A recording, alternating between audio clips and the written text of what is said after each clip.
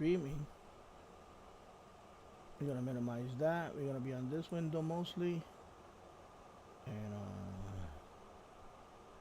this one, and yeah, and then we're gonna start right there, and we're live, just like that. We're live. How about that? We're live.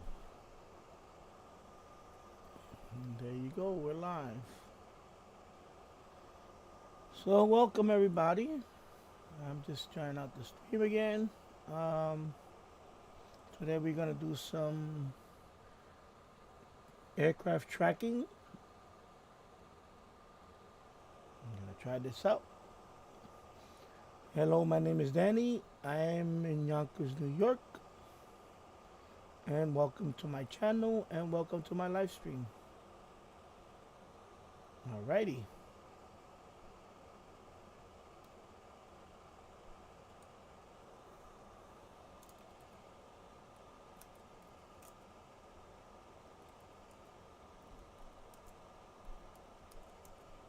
There you go. Bingo. Oh, hello, Neil. How's it going?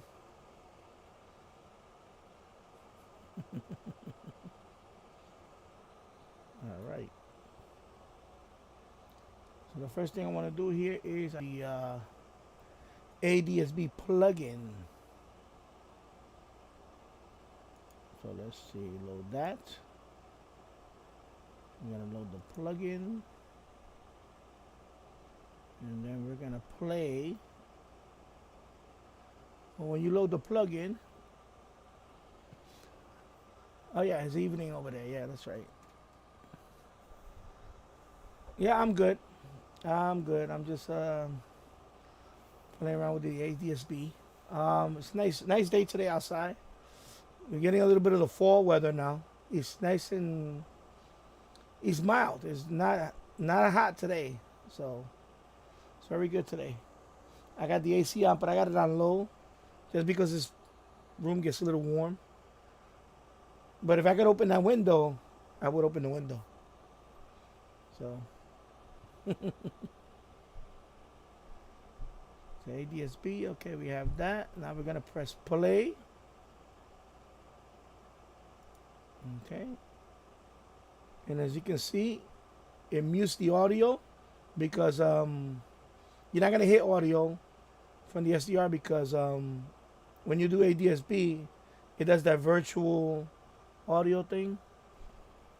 Likewise, the weather is cooling off. We have 41 degrees Celsius the other week. Yeah, wow, that's hot. And today we woke up to 10 degrees Celsius. Yeah. So yeah, I'm looking forward to the fall. I'm so sick of the heat. Definitely sick of the heat. So now we have this open. So now we have this tuned to 1090 megahertz. Okay. So everything looks good. So all I got to do now is on antenna A, by the way. This is the, yeah, with you there. Yeah, I'm so, for me, I love the summer, but I enjoy the spring and then June. By about mid-July, I'm already saying, okay, I have enough of this. By the time we get to August, forget it. I'm done. So I enjoy June and July, but then by August, I'm already like sick of it. I'm already fed up with it. I'm like, okay, bring in the fall now. So today is a very nice day outside. So I plan to be outside after this. I'm gonna go out there and enjoy the weather. Okay, so now we have this here, and okay, so now it's running. It's starting. So now what you gotta do is just press start, and it start tracking planes. Okay, there you go. See. So antenna A is the disc cone. It's connected to the disc cone antenna on the roof. So right now it's tracking planes. So I'm gonna let track a few there, and then I'm gonna check it out on the. There's two ways I can show this. Dark evenings in the shack are my thing. Yeah. Yeah, that's what I can't wait for the cooler weather now for medium wave DX. I want to try the new antenna actually. It's kind of like a CAS. I have it right here actually. I want to set this up outside. This is the preamp for that. I had to put the labels on it because the old label peeled out. So this is the preamp for that. I mean, excuse me. No. This is the bias T. Sorry, this is the bias T. And this is the preamp.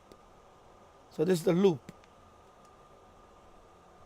And you connect this. This is gonna be outside. And this is gonna be outside too.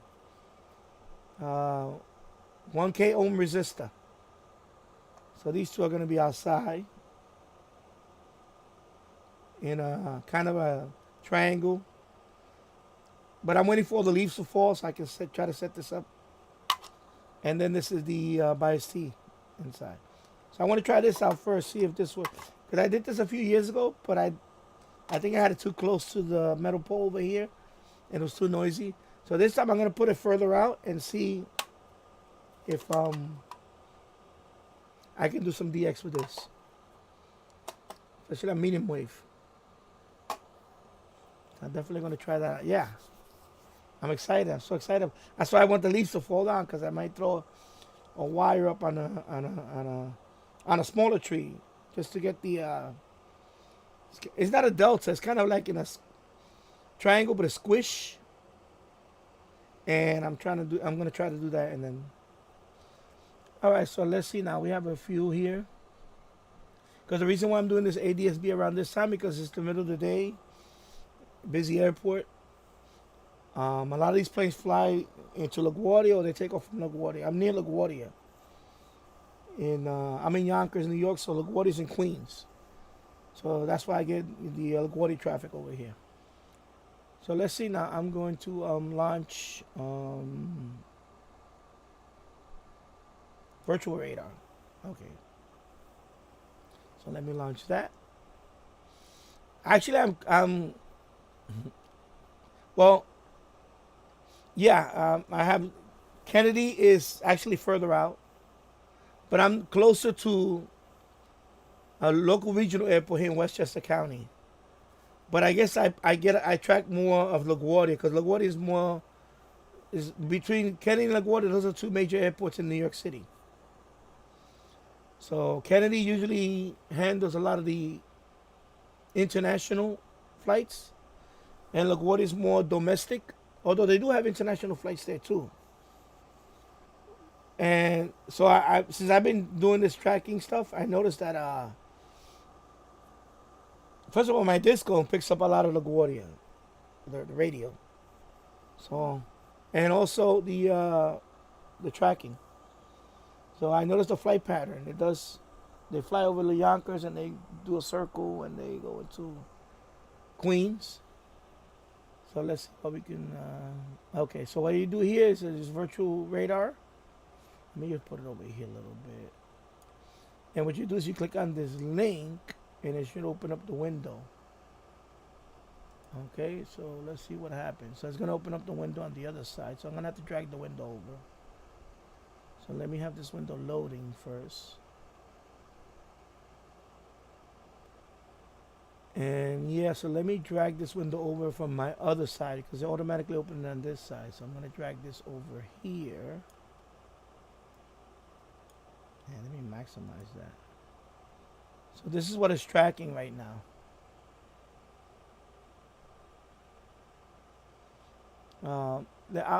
I'll explain in a minute about the settings for that. So right now I'm here in Yonkers. So the nearest plane is this one. It's actually flying away. So, and that one, oh, that's just flying by. Portland International Airport, and it's flying to Detroit. So that probably took off from Portland, Maine, and it's flying by. That makes sense because Portland, Oregon, that would not make. Yeah, Portland at PWM. Yeah, that would be Portland, Maine. So this one just flying by. It's not even landing or anything nearby. and that one is going to Detroit. And that's the this particular model here. Oh, there's a helicopter right here. Okay. Now transmitting their call sign. Okay. I wonder what helicopter. Well, we get a couple of them over in that same area. We usually get the news helicopters, like the traffic, and yeah. So that's probably a news helicopter or a private helicopter. Maybe they're just flying by. Yeah. So ADSB. I mean, excuse me, a virtual radar. Let's see. Oh, it's right here. Sorry. So how you do the settings for that is, if I remember correctly, because I didn't do the settings setting for that. I did this a while back. I think you just go to tools and options. Let me see. That's if I remember correctly. Yeah. Tools and options, and then you go to receiver. Is it receiver? Yeah, that's what I did. Receiver. So I had to just make sure it was on this mode. Because my ADSB, if I go to settings, these are the settings. See the HTTP port, that's the port that is going to display on the web browser, is 8080. I don't change that, I leave it alone. What they want in this app is this port, the Beast Data port. Okay, so I had to check this off first, and then I had to scroll down here and put this one. This port number I had to put here, and that's all I had to do. I had to make sure that this one was selected. Okay, I don't want to select the other one. This one was selected, and this port number was here. And that's all I had to do for that. Okay, let me cancel that. So of course this plugin is SDR Uno's plugin. This is the one they developed. Now if you have RTL SDR, they have a plugin for that, but I'm not sure how that works. Because right now I'm just learning this one. Yeah, it seems to be working great. The only issue I had with it was recently was when I updated SDR Uno. It broke it. I couldn't display it because there's two ways I'm going to display this. And I'll show you that in a second. So you see I'm getting a lot of air traffic right now. Oh, okay. Oh, yeah. See, that's eventually what I wanted to do. But, yeah, I feed several sites from here, from Pi running flight away. Yeah. Yeah, so, unfortunately, we have too many of them. Because I applied for that. It's flight away, right? And there's one that you get the free antenna and so on.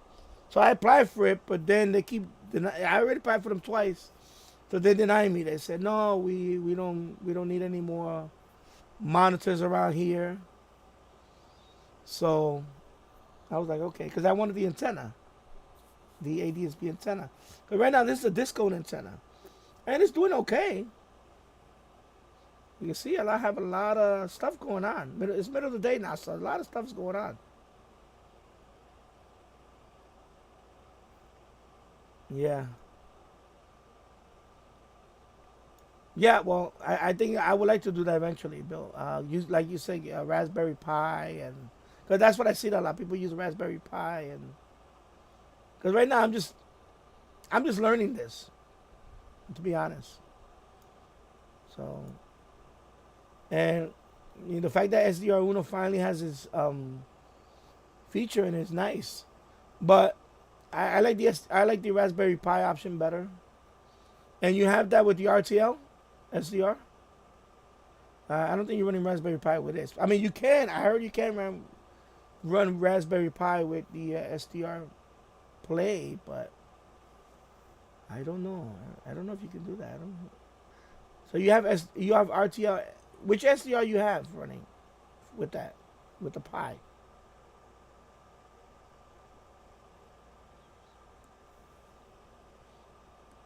Okay.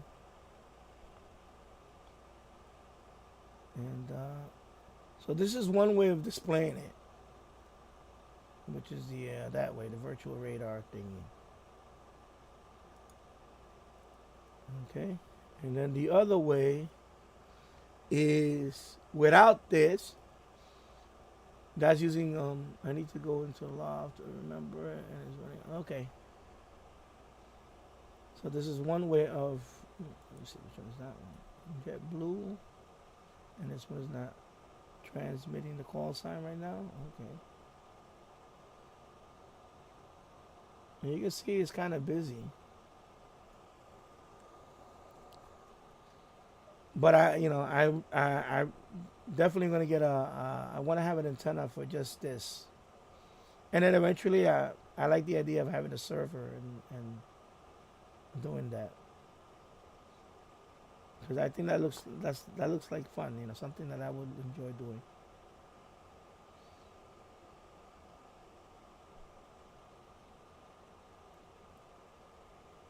Dongle, okay. Oh, is the ADSB dongle like just specifically for that? It's basically RTL SDR dongle, I believe, but they just have it for that frequency, and they block out. If I remember, I see them on Amazon.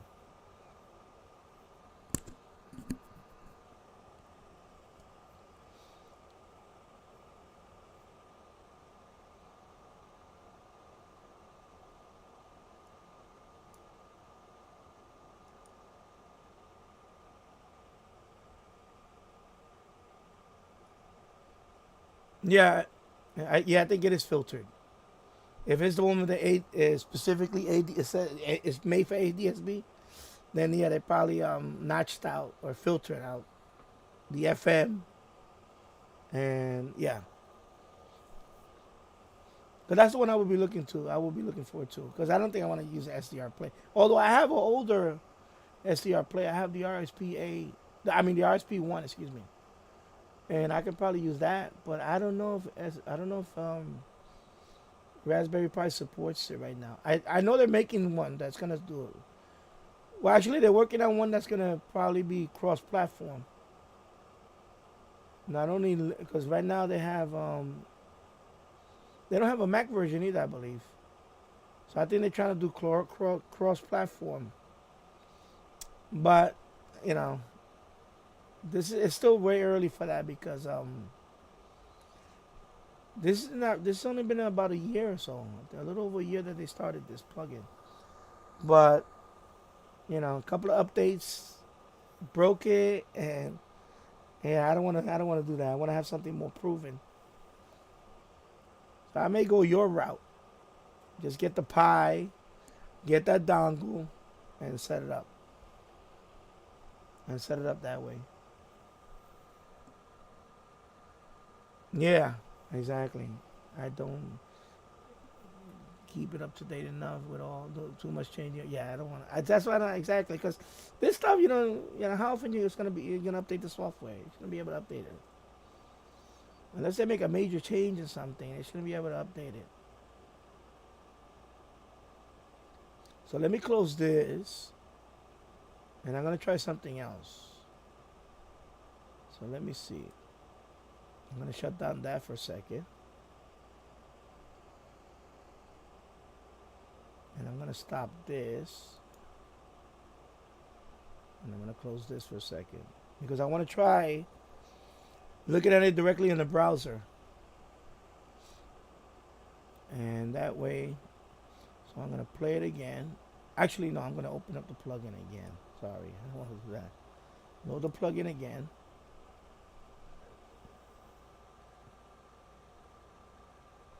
Yeah, that's the other thing, exactly. Flight away. The problem with this plugin, the problem with um, the virtual server, it doesn't show flight away information. There's no flight away links, and I don't like that. That's why I'm going to show you this way. So let me play. Okay, so it's playing that. So let me go back to the plugin. Let me start that. So I'll give it a couple of minutes. Because when you do dump 1090, that shows the flight aware info, the links and all that. That's what the problem with this virtual. Well, the problem I'm having with the virtual radar is that it doesn't show the flight aware. I don't know. Maybe it's just me. I can't find a setting for that. But if let me close this virtual radar. I'm gonna close that because let me just close that. Actually, let me open up a tab and just close that one. Because if I do the, let me see if it's working now, because I had an issue with it. See, now it's working, but I don't see the links. I'm not getting the links right now. Oh my God. So there's something going on with the, yeah, see?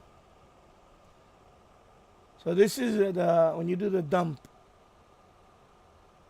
So for that, you type in this URL, but you have to close the virtual server. Excuse me, virtual radar. I have to close. Okay, now why did I click on that? Yeah. Why did I click on it? I didn't want to open it. I'm going to close it. I'm going to close it. So hopefully it doesn't mess up. Because you can't have both running at the same time. That's the issue. Because this one, when I load this one, well, right now it's not working properly. Because I don't see all the flight aware info. I mean, actually, you know what? What am I doing? I had to click on the plane first. There you go. It's been a while, I'm telling you.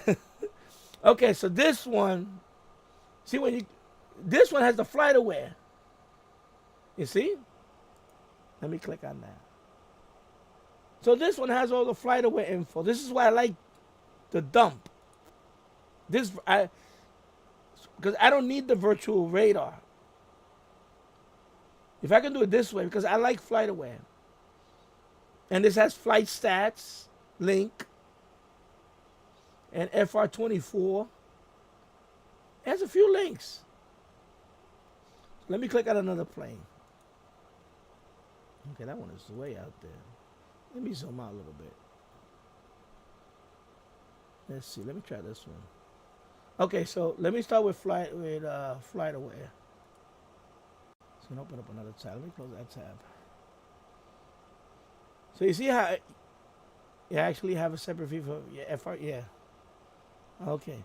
See, this is what I need to learn. But when I use virtual radar, I don't get all this. I don't have access to all this information. That's using an RTL. Yeah, RTL, SDR, yeah. Yeah, because they're way ahead. See, SDR Play just started with this plugin. So they're way behind on all this stuff. Well, I shouldn't say they're way behind on it. It's just that RTL, this been around for years. Because I first started using SDR like 5 years ago. Or, yeah, almost 6 years. And that's the problem with this. Let me see. I should have said with this. Is that this is still new, you know? So, and then this has, like I said, flight aware. Let's just go back to that one. This one has FR24. It'll pop that up in a separate tab. Okay, I'm gonna accept cookies. That's fine. I only keep FR24 as it give me free top membership. Only have a small antenna on top of a shed. And fire away free for the antenna. Okay. House. Okay. So right now we can't give data of this flight because it's probably already. And I like flight radar. I mean, look, it's a lot of stuff going on. Now, of course, like I said, I'm in 3 major airports actually. Because you got LaGuardia. Let me just do it with the pointer. You have this is okay. I need to zoom out here. Why am I keep moving this thing? This is Kennedy. This is LaGuardia. You see the pattern? And I'm right here. I'm in Yonkers. I'm right here somewhere. See how they're flying out? So I'm right here. I'm right here. So I'm closer to LaGuardia. This is Newark. So I'm in three major airports. Newark Liberty, LaGuardia, and Kennedy. Okay? Then I have a regional one up here. There's a, well, you know, yeah, I'm gonna call it a regional one because it's they do have domestic flights. I don't know if they have international flight. I don't think so, but it's, and the radio signals that I pick up is this one, mostly. Sometimes I'll pick up Newark, but I mostly pick up LaGuardia right here. Yeah. Okay, so this is flight radar 24. And then there's a lot of stuff going on here. There's a lot. This is New York City. Is every. And you have all these smaller airports right here. These are all regional, smaller airports, airstrips, and all that. It's a, you'll never get bored tracking planes here. Okay, so that's flight tracker. Okay, let me close that. I don't want to have too much stuff open because let me click on another one. And then this is flight stats.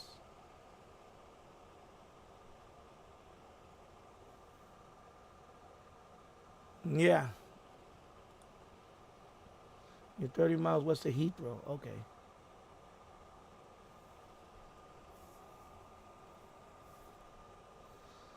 Oh, hello, Kent of Kent. How's it going?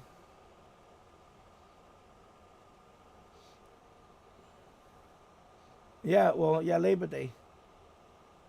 So this is the flight stats. So that's the flight stats. So there's more, oh, there's a lot of information. And this one shows you the flight pattern. So of course, right now it departed LaGuardia, and it's going to Houston, Texas. Okay, so that's the flight pattern. LaGuardia to Houston, Texas. There you go. And you have all this. Okay, it tells you the speed, what speed is on right now, the heading, what is the flight time, the distance. Hey, what's up, Theo? How's it going? Mi amigo. Okay, so this is pretty cool. And of course, they have the app for that. Okay, I'm going all over the place now. Let me scroll up. And that is the flight stats. So that's why I like the dump 1090 because you get all these links here. And then of course you have Plane Finder. That's another link for more information about the. And right now, okay, so this is the okay. So I need to fix that. Okay, I need to fix that. And then you have this info right here. That is airframes. Okay, and that tells you about the registration date, I guess, and so on. Okay. Yeah, Theo, good to see you too. What's up? Kent of Kent. I do live a few miles from the SeaTac airport. Got to get an antenna for my SCR, I believe. Yeah. I mean, I'm using a disco, so it works for me, but I do want to get a dedicated antenna just for the tracking.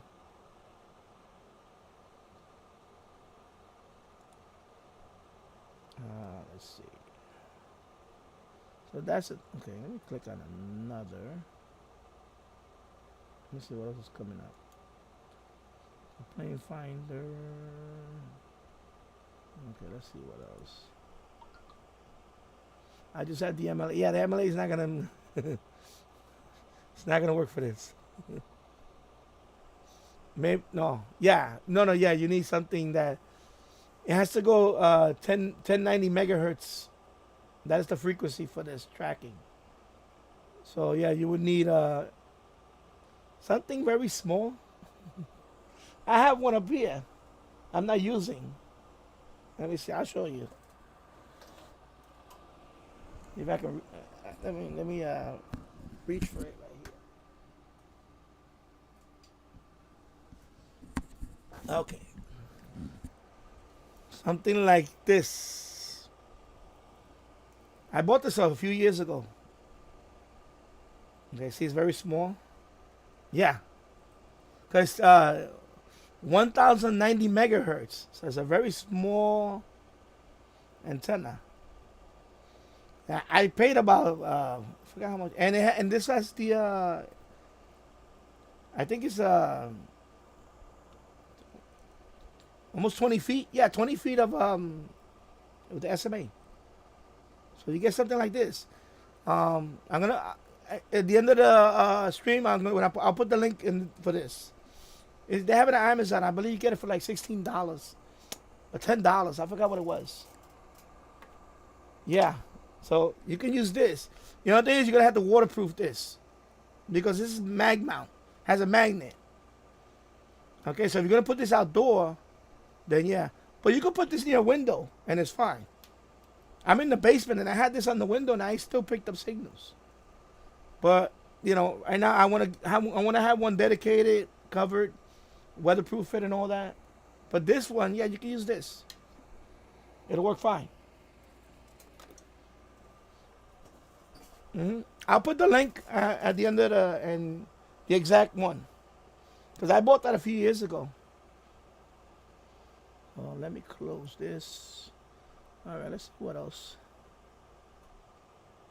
So, didn't mean to click on that. Let me check the plane. Oh, wrong link.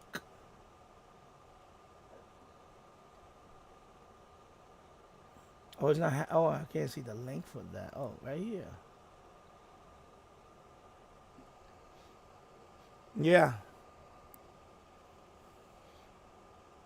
So yeah, you can definitely use that, and that'll be fine. That'll work. Cause I tested it out. I had it right there. I'm in the basement, and I mag mount. I put it right there near the window, and I was still able to pick up a few. Not as much as I'm picking up. Of course, not as much as this, but I still picked up a few. So of course, if you have it outside, or you have it, or you can put it at a higher location, even better. So that'll work fine. Put this thing over here for a second. Okay, there we go. Going back and forth here. So right now I have two. I have this screen and I have that screen, and that screen is the chat. Because the issue I had before was I had to go back and forth. So, and I got more memory. I had 8 gigs of RAM before, and I was struggling. Now I have 16 gigs of RAM on this one, so now I'm good. I get the airbot on the Sony ICF 2010 with the whip, but not with SDR. I'm glad it's not. No, it's not. It's not expensive. But this is again. This is for the not for the airband. The airband is lower. That's 108. It's like from 118 to 135 megahertz. That's for this, for the tracking. That's two separate frequencies. This is UHF. This is way up there. So for the airband, you can use something. Yeah, for the airband. Yeah, for the airband, you can use the whip. But I use the disco.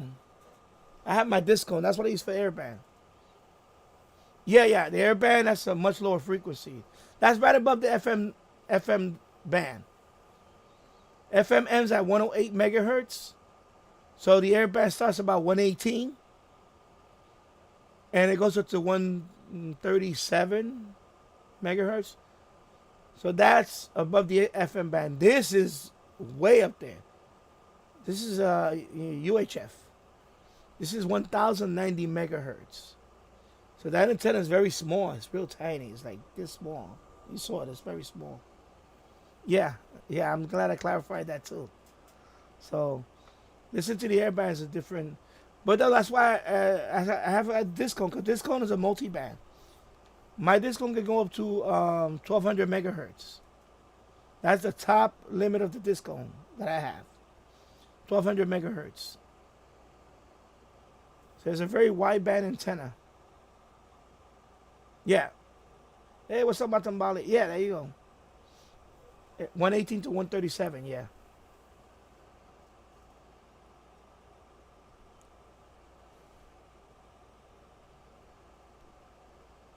Alrighty. So there you go.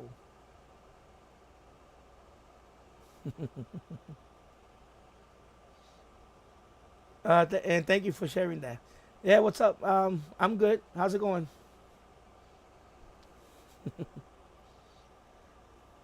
So let me show something else real quick that I wanted to because let me stop this.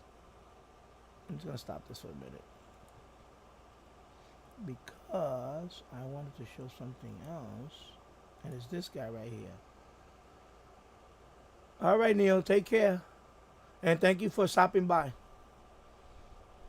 Yeah, I'll do another one soon. All right, take care, Neil. Yeah, well, my SDR I only have one tuner. I don't have the duo. So if I want to listen to audio, I will have to either get another SDR or I could use something like this, which I like going to. I like this site, liveatc.net. So this one has, they have the app. Excuse me. Let me drink some water. This one has the app for the iPhone and for Android. I use this, when I'm not when I'm not, you know.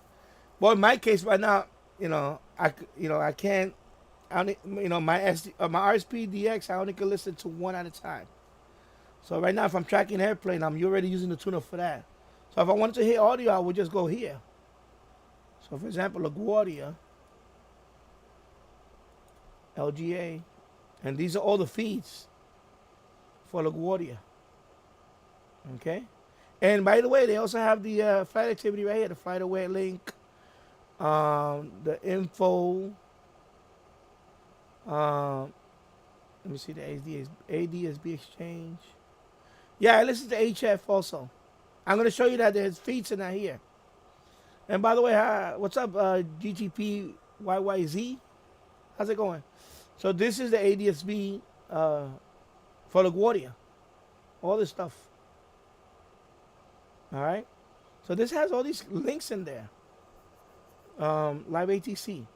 And then these are the audio. All the audio. Okay.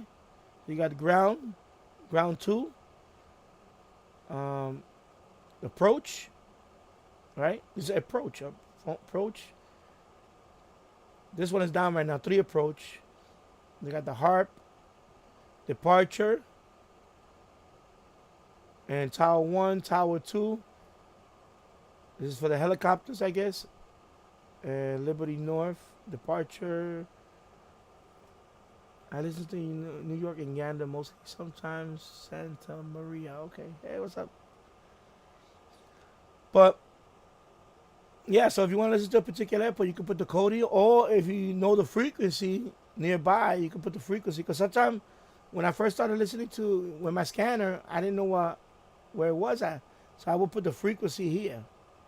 And then that's how I found out it was LaGuardia and so on. The HF is right here. If you want to listen to HF oceanic feeds, it's right here. These are all the yeah, there's a lot of stuff going on. Yeah, because I'm in the middle of 3 major airports. And a regional one not far away. So this is for HF. So remember 6.5 megahertz right here? That's the frequency. That's eight. This is HF. You wanted to listen to HF streaming. The 8.8 megahertz, the 8.9. You see? Yeah, you have all the Gander's right here. You just mentioned Gander, right? It's right here. Broadcast at 20 minutes and 50 minutes past hour. Then you have this one here, Amherst,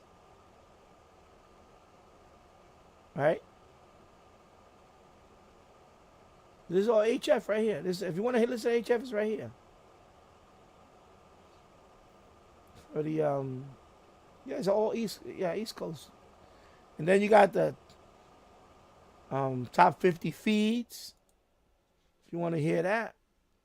If you want to hear just random, if you want to hear like right here, Japan, Switzerland. So these are the top 50 feeds on this place. And then you got the coverage map here. This is all the feeds that this website does.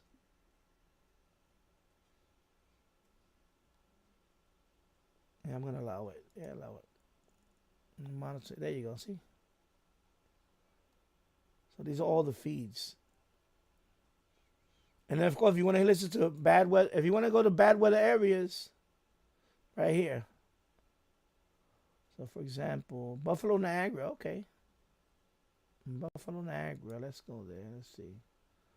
So this is Buffalo.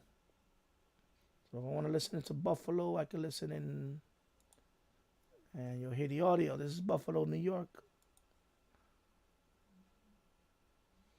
And it'll take about a second or so to load.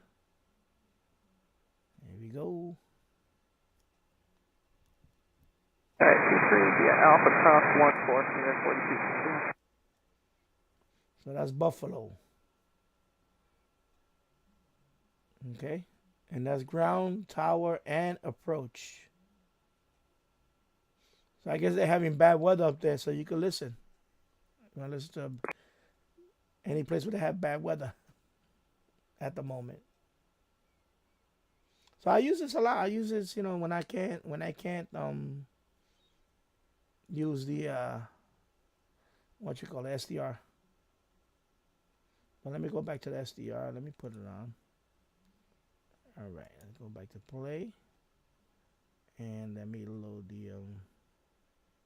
Actually, she already be tracking right there. Actually, I gotta start it. Okay, start.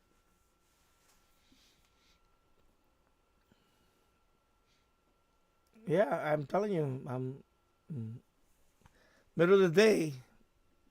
This thing is very active, even at night. It's pretty active. That's why when people tell me about my scanner, once you get a digital scanner, I tell them no, I don't. Between the airband alone, and I still get a lot of police and EMT and all that fire. I don't need a digital scanner. I still get a lot of analog. So, if it was affordable, I would get one. But then again, because I still have the other scanner. I'm still learning. So there's another thing you can do is track planes.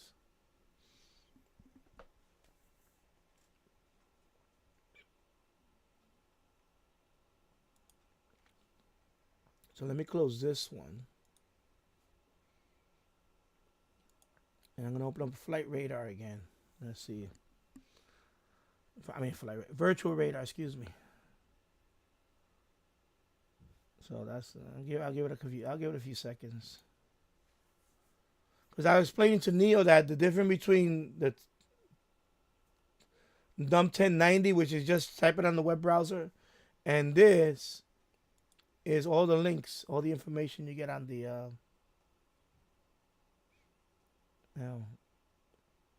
see, Virtual Radar is nice, but I don't get a lot of info.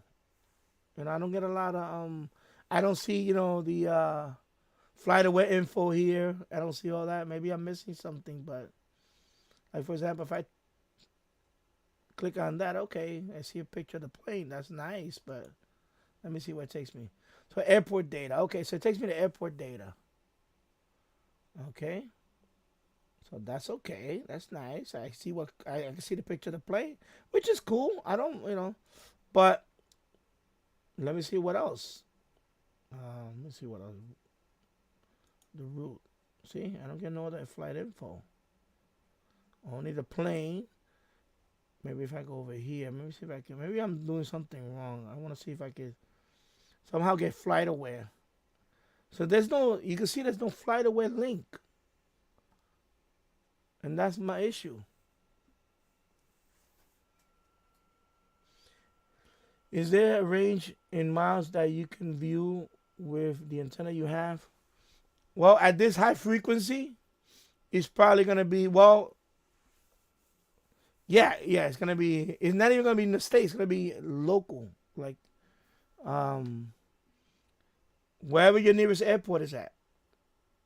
You're not gonna go farther than that, because this is uh, way up. This is UHF, so it's like also I don't want to say line of sight, but yeah, line of sight. So, for example, where I'm at, LaGuardia is about, I'm gonna say 15 miles, maybe. Nah, I'm gonna say no, more than that. Let's see.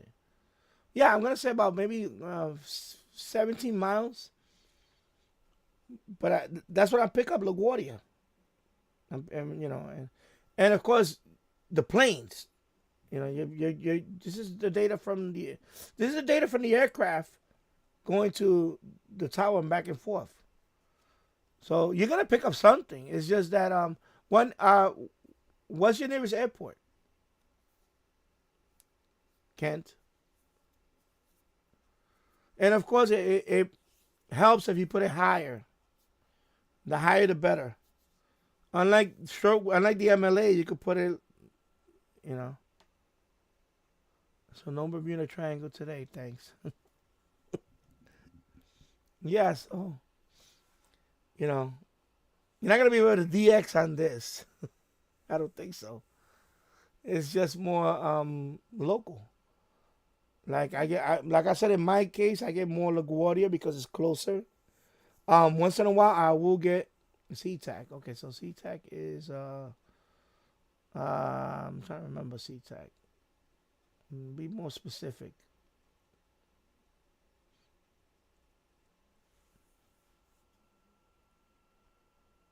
I mean, what regional airport is nearby? Like your location where you live at. Okay, Seattle took. Okay, so it's 10 miles, so you'll be able to pick it up. You should pick it up with no problem. Um, you know, of course, have it near a window. If you can have it outside, if you can have it, on the roof, it's fine. It doesn't have to be.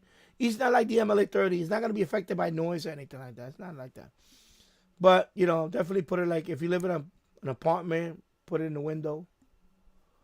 If you could put it in a balcony, that's fine too. Or if you're sitting outside, put it, somewhere little, Because like I said, I tried it right here in the basement. I just tried it out. It works fine, but it's not gonna pick up more than what I have it on the roof. You know. So yeah, you should be able to pick up. You'll pick up some. Especially Seattle, that's busy.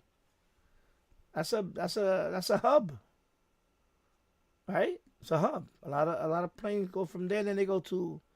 I guess when people fly to Alaska, they stop at Seattle sometime, and then they go to Alaska.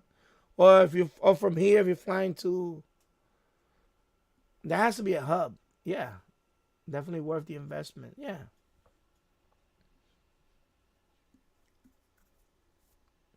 I'll check over here. Let me check on this one actually. I'll check right now. Just give me a minute. Let me check over here. I'm gonna check for. Okay, let's see. If I put this one, I'm hoping I'm not slowing down the system right now.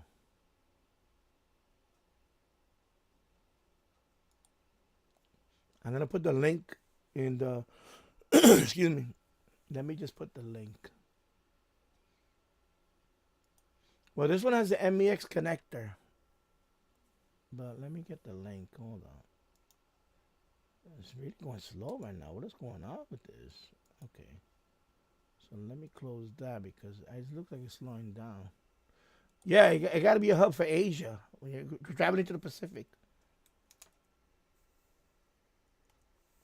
That's the link to the antenna. That one is $7.99. You could use that one to start. It comes with the some coax. It even has the adapter because you could put it with the old dongle too. I'll show you that one. Let me see if I have it right nearby. Let me see if I have it nearby. Where is the old dongle? Oh, I'm not in reach.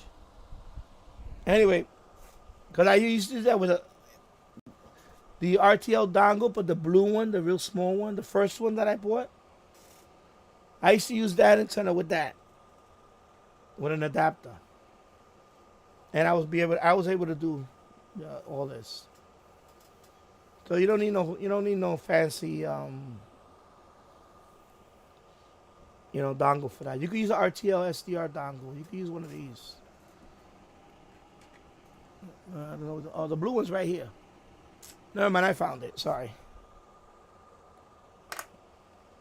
I used to use that with this one. See the adapter? To do the same thing. I used to use this one. So you don't even need the RSP. I'm just showing you the RSP, but you can use this one. The old one. With that antenna. Or this one. Or if you have this one, you can use this one too. You don't need the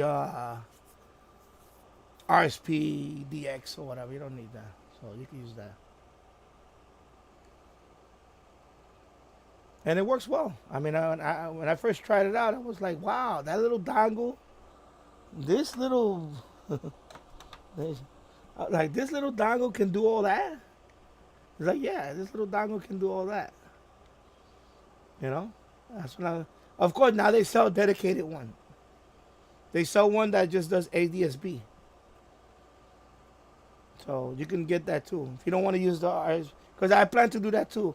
I'm just doing this here because I'm just demonstrating that what you can do with the SDR play, RSPDX. But I plan to do a dedicated one, but like Neil was telling me, with a Raspberry Pi. Yeah, I'll be here in a week or so. Well, anyway, thank you for watching.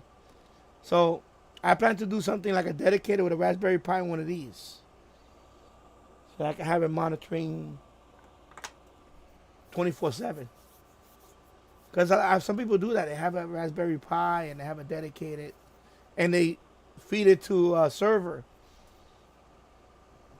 And that's what I want to get into. And definitely want to try that out. Because that looks interesting. That looks fun. So let me see. So this is why I don't like virtual radar, because you don't have much information. I mean, you have information here, but it's not a whole bunch of stuff here.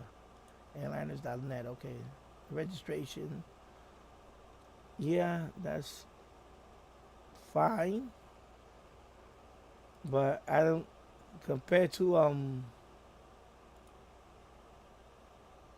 Let me close up. Oh, see.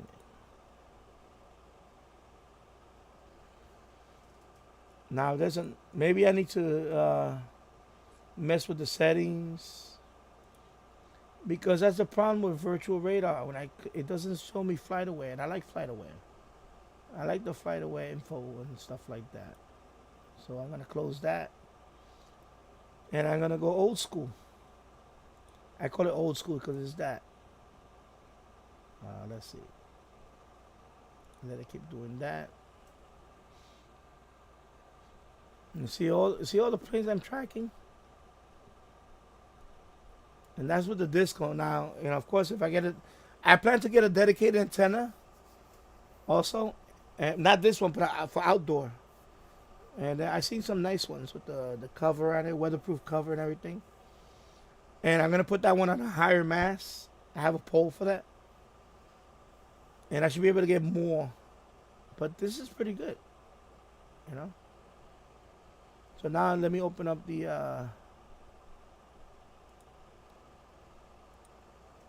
if I type in this, the dump. See, the dump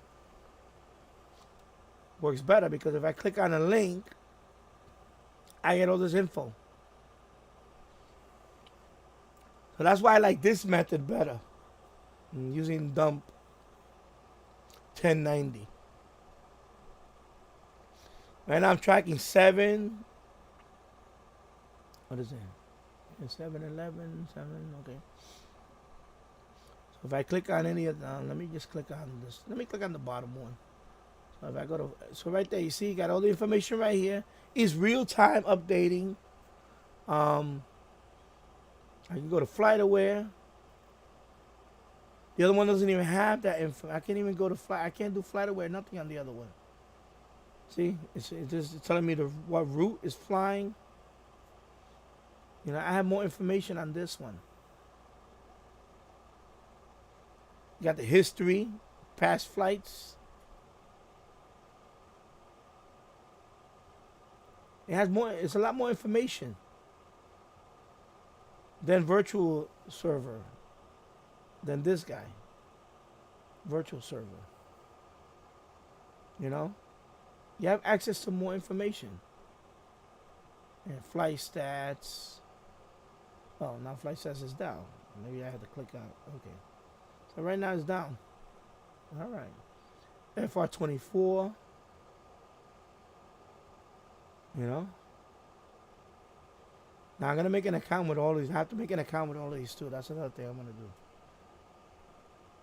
But.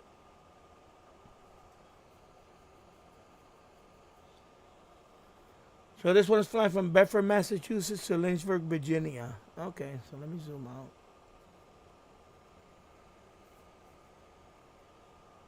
Yeah, Bedford, Massachusetts. Okay, I was zooming out too far out now. Okay, that's way out there. Whoa. All right, at this point, I'm just going to close that. And then flight stats. Okay, I forgot. Oh, I forgot that was down. Let me reset the map. Okay, now I reset it too much.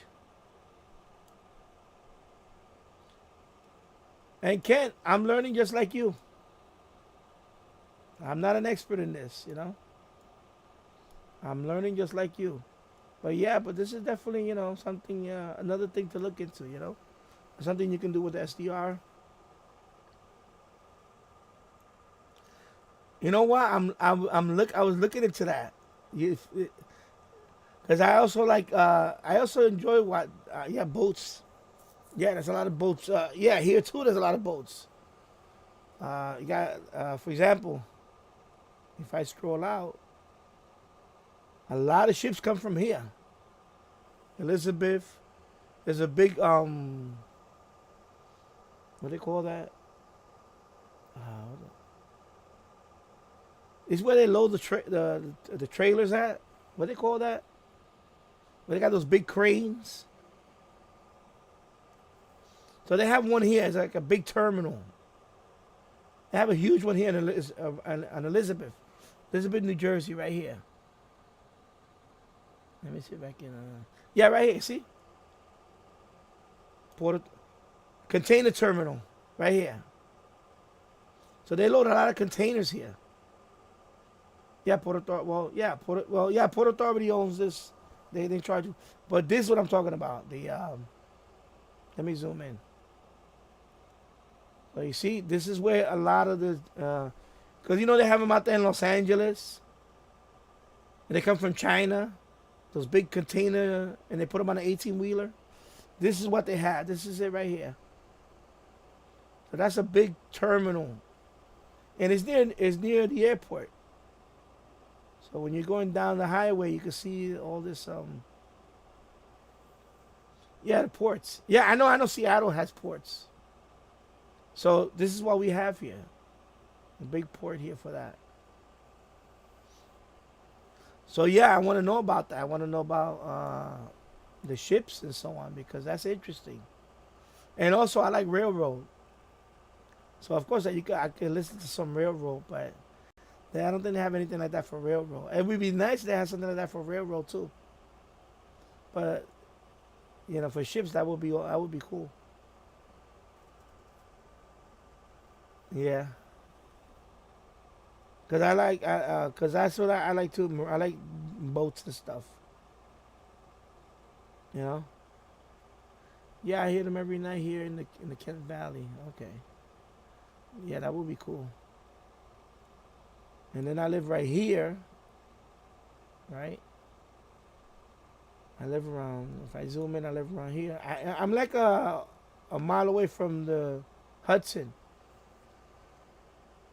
So sometimes I listen to boats here, mostly speed boats and stuff like that, and police boat. I pick them up here. So I live around here. Let's see, I don't want to go too close, but yeah.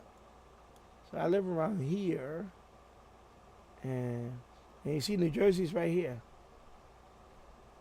So this is the Hudson River. New Jersey's right here. This is New York. This is New Jersey. So sometime with a scanner, I can pick up police radio in New Jersey too. Yeah, the hot spot. So there's an airport right here, Westchester County Airport. That's a regional airport. LaGuardia's right here. This is LaGuardia. This Kennedy's over here. Kennedy's right here. And then Newark Liberty's right here by the seaport, by that Elizabeth. You see the container? The Newark Airport is right here, right next to it. It'd be nice if I could pick up the ship traffic. But we have a lot of that. All this is ship traffic. And they have buoys. But we have a channel here. It's one of the sub channels, and they show the buoy weather. It's a floating. The buoy. It's like a yellow big thing that's floating. So we have several of them here. We have like one in. Let me see. We have one in Long Island here. There's a buoy here. There's another buoy over here. And all they do is keep track of the wave, the temperature, and all that. And that would be nice to access it. If they even have a little webcam, that would be cool. But there's a channel. Yeah, because they monitor all that stuff. So there's a channel on TV. Sometimes I'll just leave it there watching it while I'm doing something, and it monitors the weather, the wave height, the water temperature, and it goes and I think it's on Google Map. Then you can zoom in and see the buoy. Let me see if I can locate one over here, and I'll move it over. Let me see. There's one called Texas. It's a big buoy, Texas. Something buoy. I'm gonna look it up. Let me just look it up. Texas Tower weather buoy. I'm gonna show you a picture of it if I can see one. Let me see. Fishweather.com. Let me see. We have a picture of it.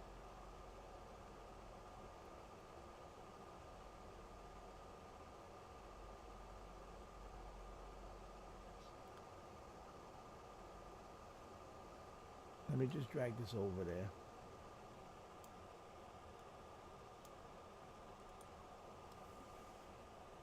So this is information from the buoy. Right? There's a bunch of sites, but there's one called fishweather.com because people go out there fishing with their boat. I just googled this Texas Tower. Cause one of the buoys is called Texas Tower. It's a big yellow one. Let me see if I have an image. I just want to see if I have an image of it. Yeah, that's the image. I think it's this one. You see? You see how it has the solar and it has all these instruments? They just updated this because there was an old one. See how they have a picture of it here, how they unload it and they load it? NOAA, yeah, Texas Tower 4, NOAA weather buoy. So these are the pictures of it. So we have a channel, a TV channel that monitors them and it displays it on the channel.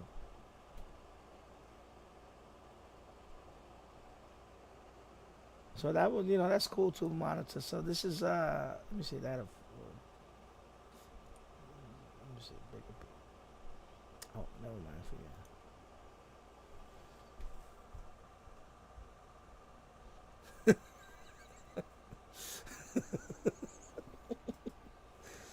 Oh my God, Matambali.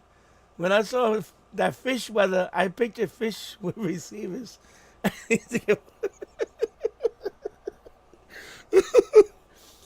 know, it's kind of funny, right? Fish weather. Yeah, here you go back to that. Fish weather. And then there's the one called Surfline. Yeah, fish weather.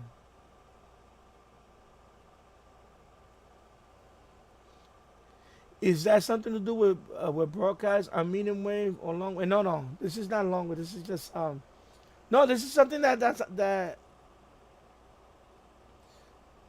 um usually the NOAA radio, whether your weather radio, has this information too. So when when they're talking about the wave height and all that on NOAA radio, is all this stuff that's coming from the buoy. Oh, there's no picture of it here. Okay. Because I wanted to see the map. Anyway, let me close that one. Yeah. Just FY 40, 60, 40 megahertz. Maybe use tracking telemetry sensitivity data. Ocean. Yeah. Yeah, that too. That's right about them. Yeah. Yeah, because that's what it mostly is. Even the VOMnet, when they talking about the wave height and the sea temperature, that's coming from the buoys. Yeah, the HF, exactly. But that's coming from the buoys too. So Gander, well, I don't know about Gander, but I know New York, the New York one usually has they have, because like I said, there's buoys all over here. Because this is the Atlantic. If you zoom out, sorry, now I don't want to zoom out too much. This is the ocean. So there's I know there's one buoy here. That Texas Tower is over here somewhere. No, is down here. The one you saw the picture on, Texas Tower, is around here by Tom's River. It's somewhere down here. Yeah, so those they want those you hear on the weather radio when they say the sea wave height is X amount of feet. That's all coming from the buoys. No, it's not fish. It's not fish with receivers.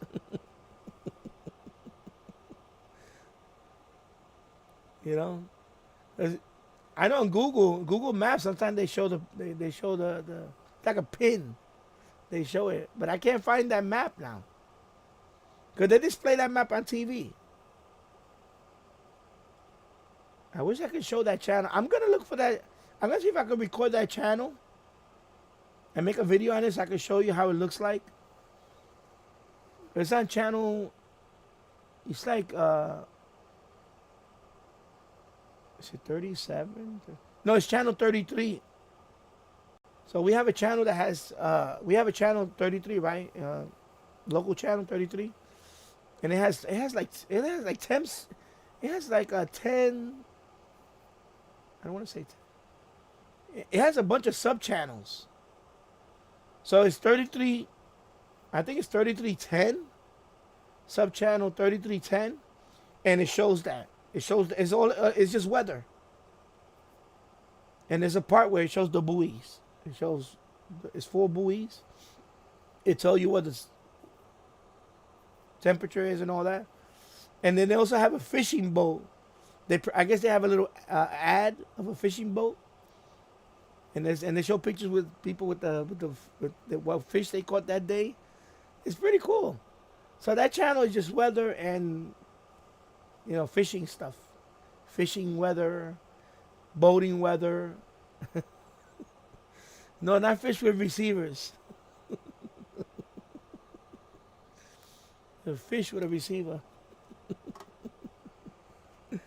Oh my god, that's funny. Yes, that's cool. Oh my god.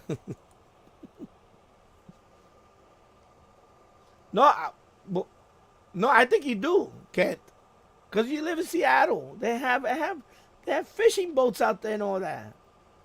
You have like a huge fish market. It's like one of the most famous fish markets. So there's probably a lot of buoys out there. There's buoys. Yeah, because you get a lot of fish. You got to have fish. Now you got to be saying fish. You have a lot of boat traffic out there. You have a lot of ship traffic. Oh, okay. I got to check that out then. Let me click on it. Yeah, 'cause that's what's fascinating. We have a channel like that. We have a channel that shows that. No, this is a TV channel. No, it's a TV channel. But NOAA, when you listen to the weather, NOAA, they do, when they say about the sea, the wave height and all that, all that data is coming from the buoys. I'm going to click on that link and then I'm going to move it over to. Yeah, National Buoy. Oh, yeah, this is. Let me drag this over. Oh my god, I'm sorry. Okay, what the? Okay, so that's the link that he just displayed, right? So if I could zoom in, you see? There you go. See all the buoys. So that's probably Texas. That has to be that Texas.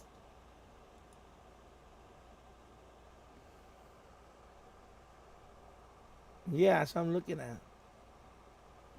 Oh, this is cool. Thank you. Wow, this is cool. So you can see in New York, we have a whole bunch of them. Yeah. So I think this is the one I'm talking about, the Texas Tower. I'm trying to see. Let me view details. Let me see. That's it. See, they got it. Barnegat. Yeah, Barnegat. Yeah, that's where it's at. Barnegat, New Jersey. But they don't have a picture of it. But this you can monitor. Yeah, that's cool. So right here, you got all the data right here. Oh, this is cool. Man, good job. And then, yeah, so. Nearby station and ships. Okay. Yeah, I need to look into this more. Wow. Dial a buoy? What is that? Listen to the latest marine observation on your phone. Okay. Oh, that's cool. Buoy cam. Oh, I want to see that. Oh, they have cams? Oh my God. That's what I want to see in a cam.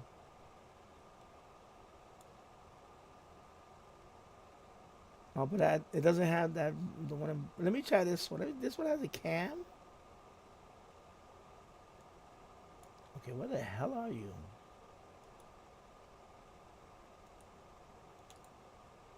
Okay, how you do that though? Well, I gotta figure this out. Oh, this is so cool though. Buoy cam. Okay, I gotta figure this out. I gotta bookmark this place. I'm definitely gonna bookmark this.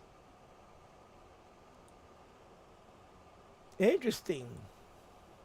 Yeah, so see, so you were asking Ken about boats. So maybe we're getting a step closer to monitoring the, because that's what the buoys are for too. Monitor the the traffic.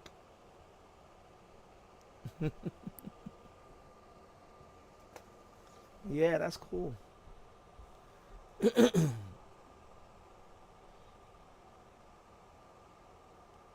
So there you go.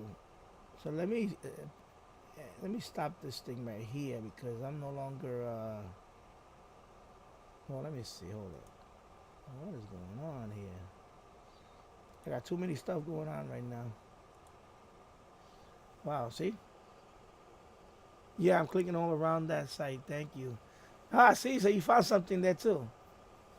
I'm glad that Matambala put that link. Yeah, it's pretty cool. I'm gonna be looking into that too. When I get off here, I'm gonna look at.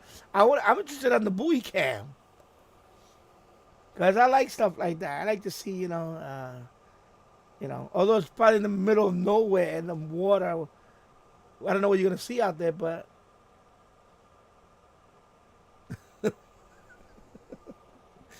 gotta find a cam near Yonkers. I'm thinking about putting one up. I have an old cam right here, but that one is not made for outdoor though, so I don't know how I'm gonna put that.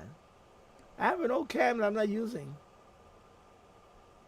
So far, nothing but blue on those cameras. Yeah, but that'd be cool to look at when it's a storm.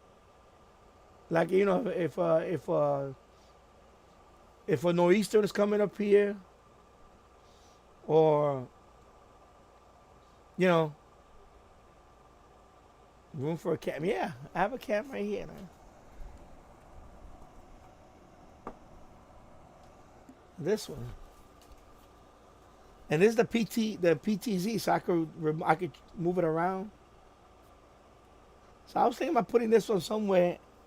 Maybe have it running 24/7 and just I don't know, or maybe I have it in here, but I don't know. I know what you want to look at in here, but I was thinking about using this because I had this upstairs, but now that I have the Alexa Echo, because this one has the motion in case somebody breaks into the house. So this one is this is now I can use this for you know monitoring and whatever. I don't know. Yeah, exactly. Right, Kent? Like it is a storm, so you can see in real time out there, waves crashing into that buoy. Who knows what else?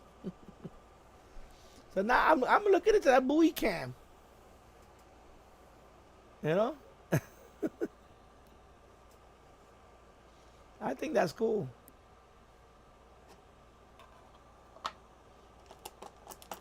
Yeah, this is another thing I'm gonna be doing soon for medium wave. I was putting the labels together for this. This is a loop for medium wave and for short wave. This is the preamp. I made a video about this a couple of years or so ago, like 3 years ago. But I had this antenna too close to a pole and it was noisy. So I'm gonna try a different location. This is the resistor for the loop.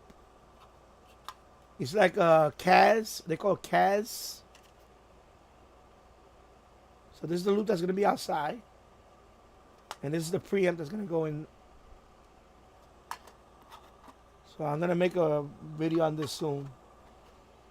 But I'm waiting for the leaves to fall because I'm gonna throw a wire on a small tree for this antenna. And I want to see what see what I can do a medium wave with this antenna. I want to see if I can get a maybe a transatlantic. No, because I'm gonna take down the other loops. I'm gonna have this one out there, and I'm gonna put the loop somewhere else because I need about I forgot how wide. I think it's gonna be 50 feet wide. No, not 50 feet. Probably like 40 feet wide, about 12 feet high. You see like a triangle, but not like a delta. It's gonna be like a squish triangle.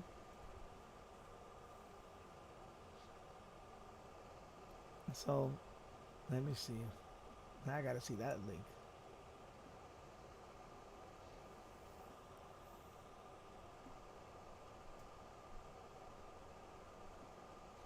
Southwest Papa. Oh, where's that at? Eureka, California. Okay. So that's the link you just posted. So that's the name of that one. Southwest Papa.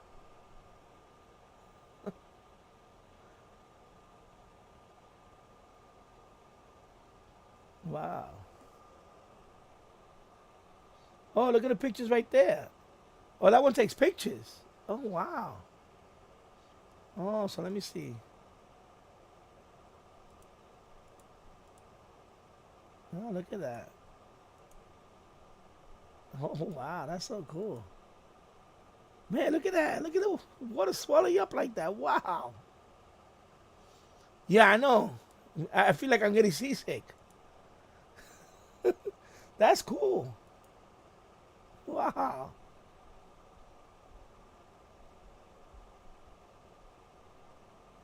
Yeah, so this one has pictures. Yeah, but I want to see they got video. That's what I want to see. I get video, forget it. I really get seasick. Oh my God. Just looking at the pictures are making me seasick already. Especially this one. Let me see. This one. Oh my God, look at that. Look at the swell on that. Oh my God.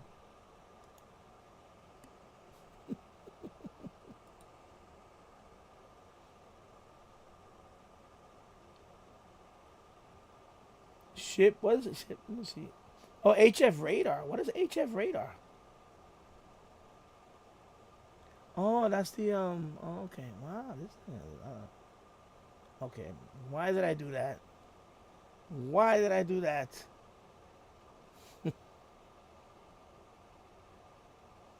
Let me just click on away from me. Let it load again. Okay. That was HF radar. Let's see.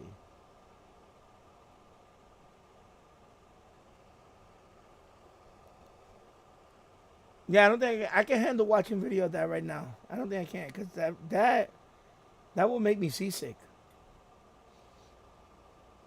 I've been on boats. Not like I have never been on a boat.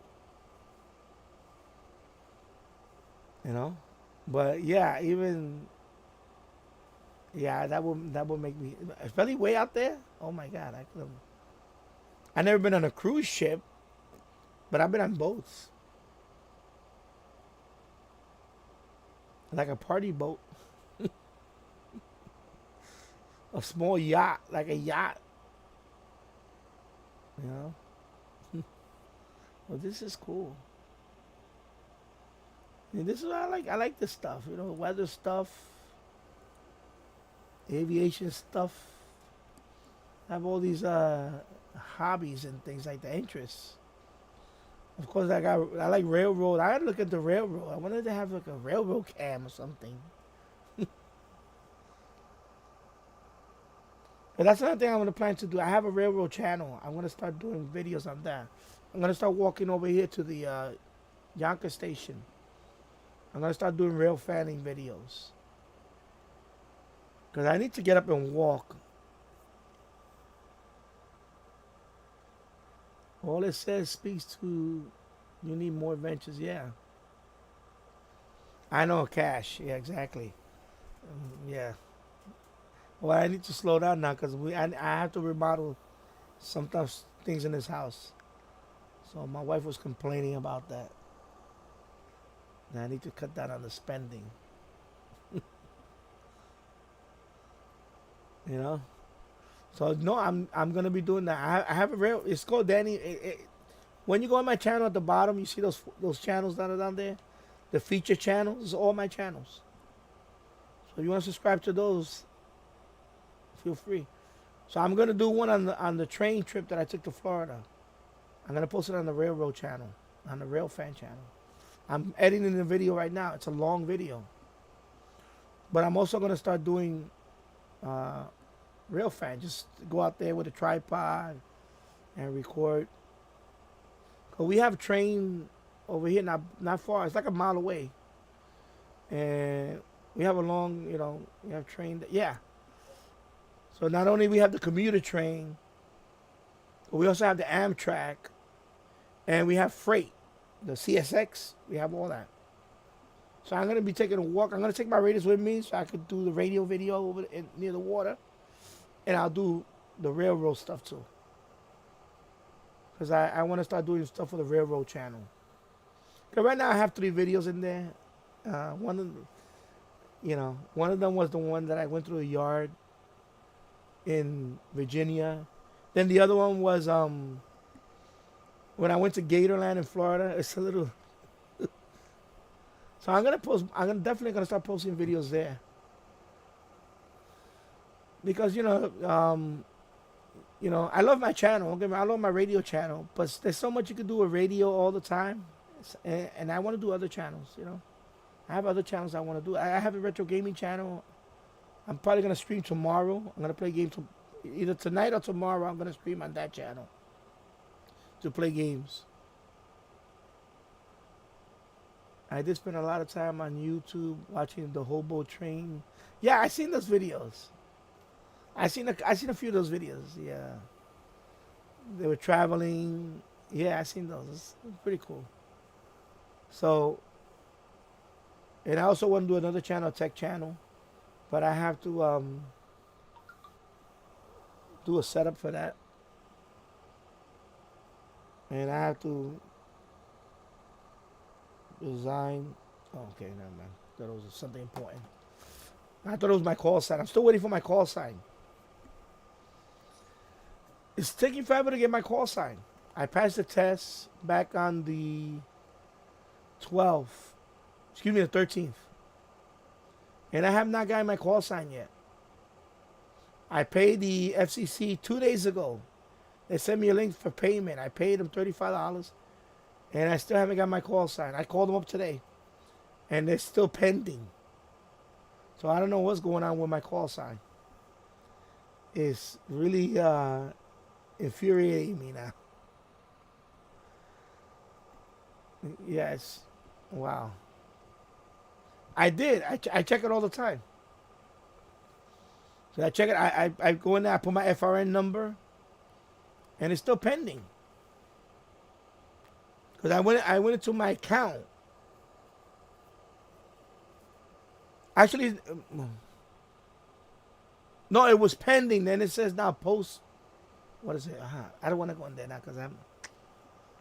It was the payment was pending.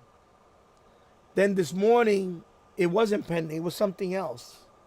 It wasn't approved. I think it said posted. I guess the payment is posted. So now I'm waiting for the other one. I guess you gotta. Yeah, I know. I do check it. I check it. That's why when I heard my phone, I thought it was an email saying that I got approved. Because when I get an email, my phone, and it was something else. So I called them up today. I called the FCC this morning. And they told me still pending. Even though the website says the payment is posted. Because I told them, I said, listen, I paid you guys 2 days ago for the fee. Yeah, but right now it's over 2 weeks now. This is now going into, at the end of this weekend, it's going to be 3 weeks. Tomorrow's Thursday. And you know the Labor Day weekend. So if I don't get it if I don't know by Friday, I'm going to have to wait till the middle of next week. Because Labor Day, remember Labor Day is next weekend. So I'm hoping by the end of today or tomorrow, or maybe even Friday, I should have my call sign. Because I don't know why it's taking so long. Because it's infuriating, this thing. Because the other thing was when I took the test, some people told me I should have done the online thing because it would have been faster. Because it's electronic, everything's electronic. But I went to a local guy nearby, and then I guess it's because these the same A double R L whatever. So they mail it. They do it by mail. I'm like, it's 2022. I mean, are you serious? Are we still mailing stuff? They couldn't do a PDF document and then just send it electronically, like an email? Like paper? You mail it?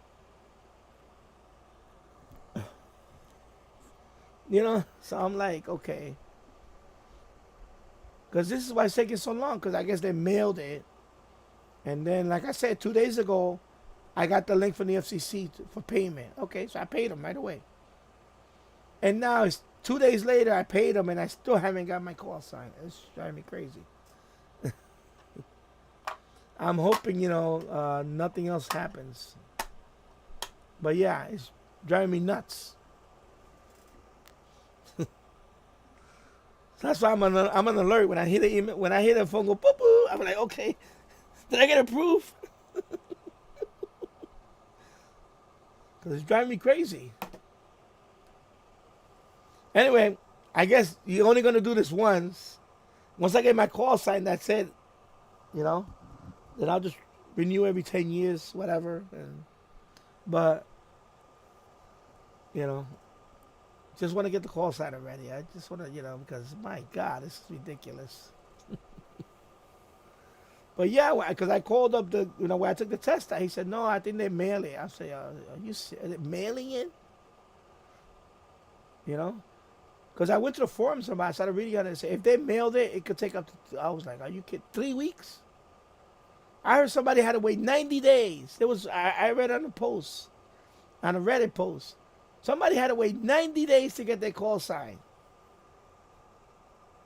That's 3 months. I was like, are you kidding me?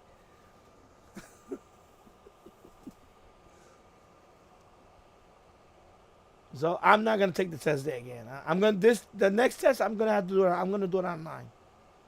I think I'm gonna go online.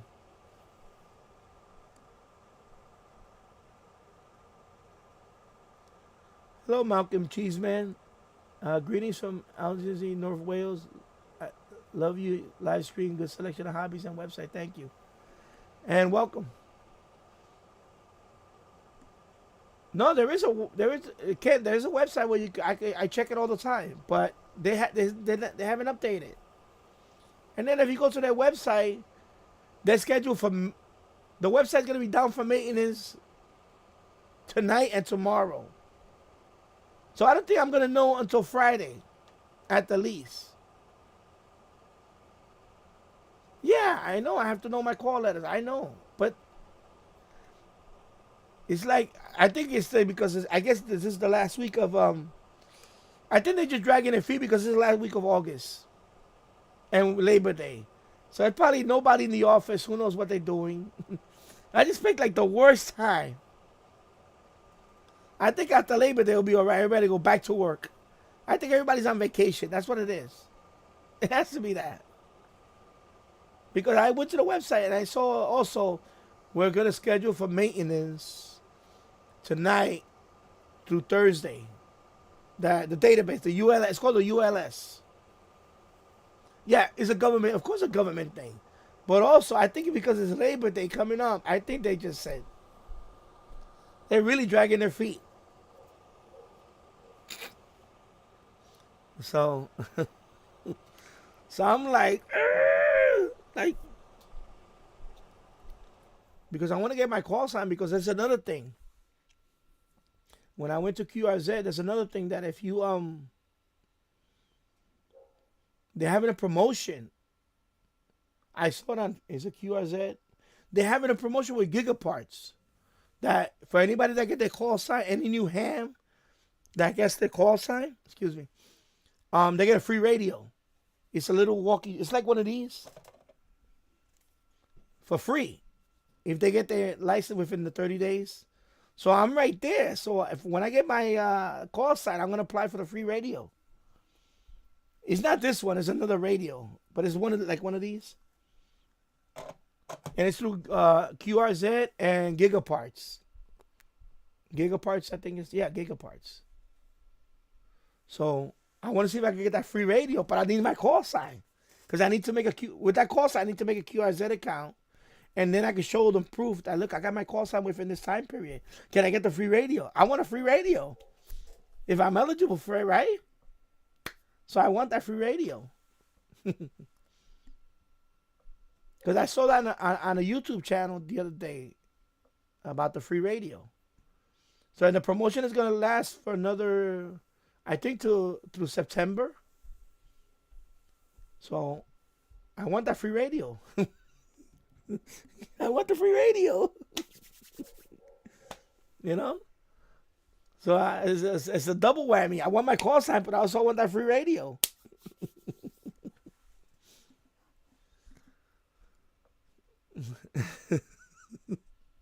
Yeah, I want that free radio. You better believe I want that free radio. What? This is what I do. Clicking on all this stuff, that's what I get. Yeah, I want that free radio. You're not convinced? I really want that free radio.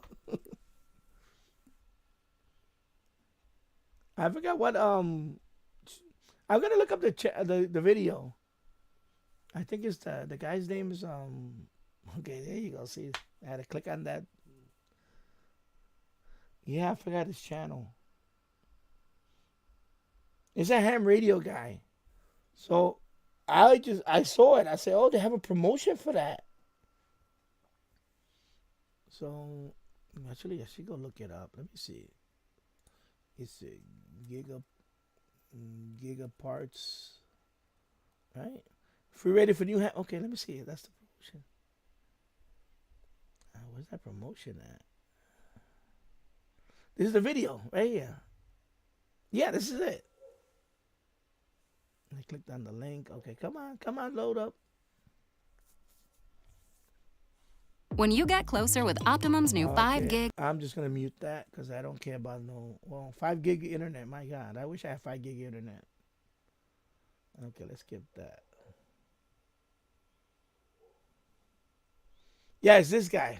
YZI, you're watching Ham Radio Concepts. Today is August 19th, 2022. Huntsville Ham Fest just started this morning. Not going to make it there this year, but... So that's the radio right big there. Announcement today, as of this morning, Friday morning, as of hours ago. In joint sponsorship and collaboration with QRZ.com and Gigaparts.com, they have developed a new radio and started the Jumpstart Welcome Package to new hams who get their license. You get a free radio, amongst some other little goodies as well. Think about that. It's so easy now. That's what I want. Free radio. To get a ham radio license. And all right. So there you go. So you saw it there. So yeah, definitely gonna. But I gotta get my call sign, and I could, because you gotta make a QRZ account, and then you get the free radio. Yeah, I want free radio. You better believe I want them goodies. My God, I want them goodies. Oh my God, it's hot in here.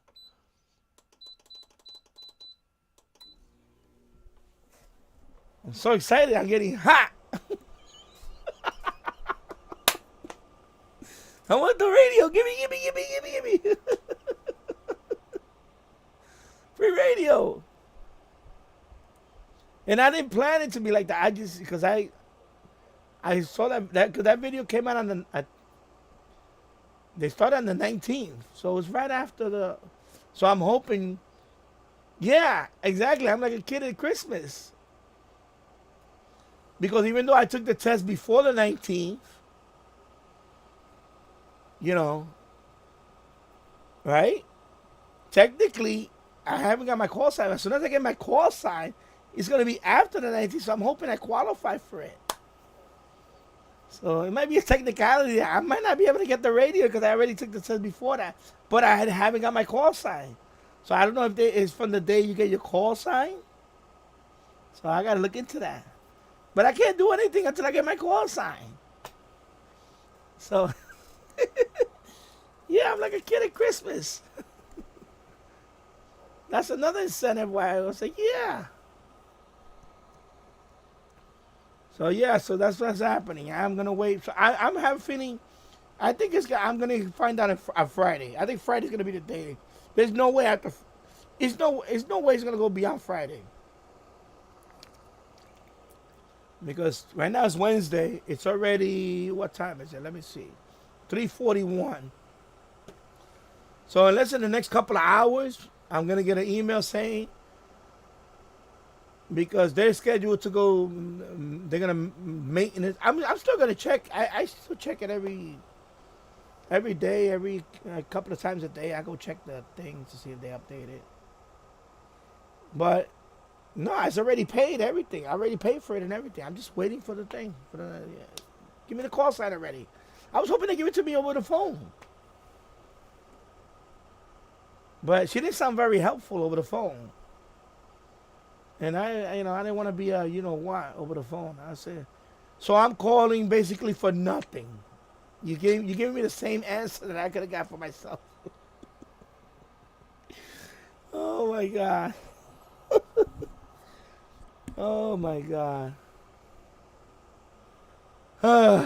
Take a deep breath, Danny. Okay. Yeah.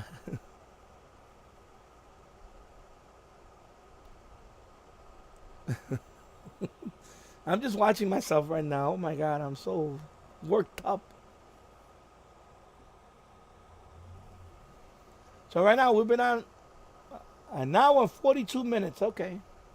So I'm going to try to take it up to the second hour at least.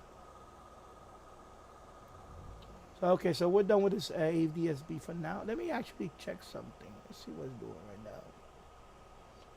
Over here. Over here. Excuse me. Over here. All right, so it's monitoring. Okay, so all I got to do is update this thing. So let me go back here, update this guy. I'm gonna refresh it. Oh, that loaded fast. Oh, but it's not showing nothing. Okay. Gotta load it again. Oh, wait a minute. What's going on? Is it? Oh. Yeah, it's still monitoring. Okay, why is it doing that? Okay. Yeah, the only thing about this dump, sometimes it gets glitchy. Yeah, it's not. Well, something's going on now. Anyway, let me open up the virtual radar and see what that does.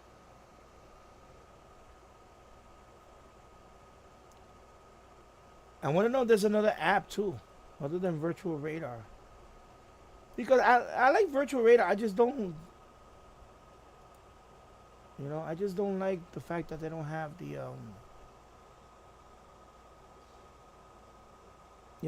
more information. I mean, they have it here. So I guess I don't need virtual radar. Flight aware. Excuse me, flight aware. Virtual. Yeah, so, because they're telling you right here, right? Altitude is 5,000 feet. That's the speed for, let me see, for this one selected right there, right? Speed 124 knots, heading 299. Okay. But it doesn't give you, it doesn't tell you the, let me see. What am I doing? Airport, no, it's not going to be airport data. And that's not working right now. What's going on? What is going on with this thing?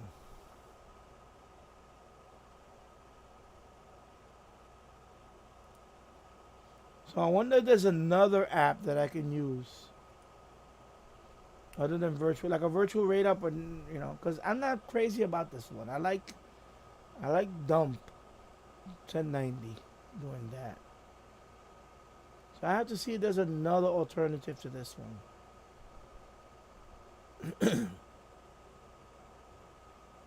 So I have to look around for that.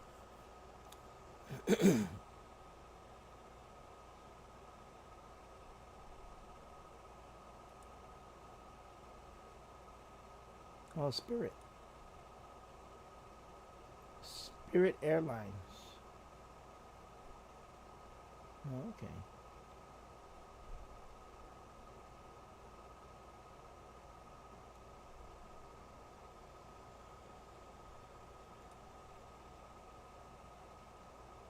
So that one is,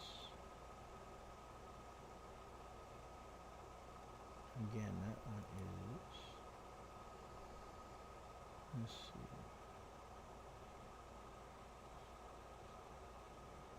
See, I want to know more information on it. And that's the problem I find with this app. It's very limited.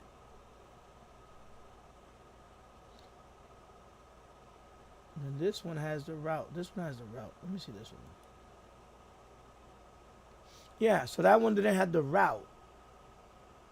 So you gonna tell me all these planes don't have a route, only this one? See, this one has the route. That's this one right here I'm tracking, right? It's American Eagle, Bombardier, CRJ 700, Charlotte, Douglas to Greenville. Wait a minute, what is it? What? Is it okay? I don't understand the whole.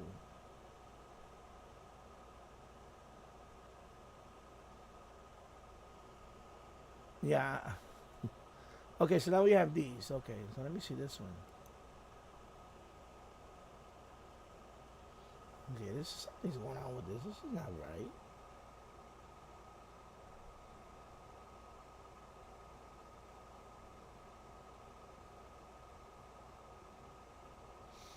So it came from Houston. It went to Oklahoma City. Now it's going to Chicago. Why would it be over here then? I don't understand that. I'm telling you, I'm learning this stuff. This is all new to me. But why would it do that? But that's why I like Flight Away, because Flight Away gives you the whole flight plan and everything. This is like, yeah, this is like, okay. And this one I'm a little lost when it comes to some of these things, because let me see this one. Grand Rapids in Chicago. Wow, dang, wow, this is like really way off. Yeah, that's why that's why I'm not crazy about the flight radar. I mean the virtual radar. Nope.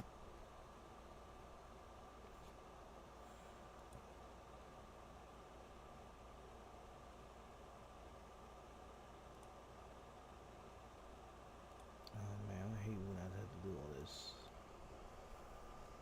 Yeah, like a kid at Christmas. I want my radio. I want my call sign. I want my radio.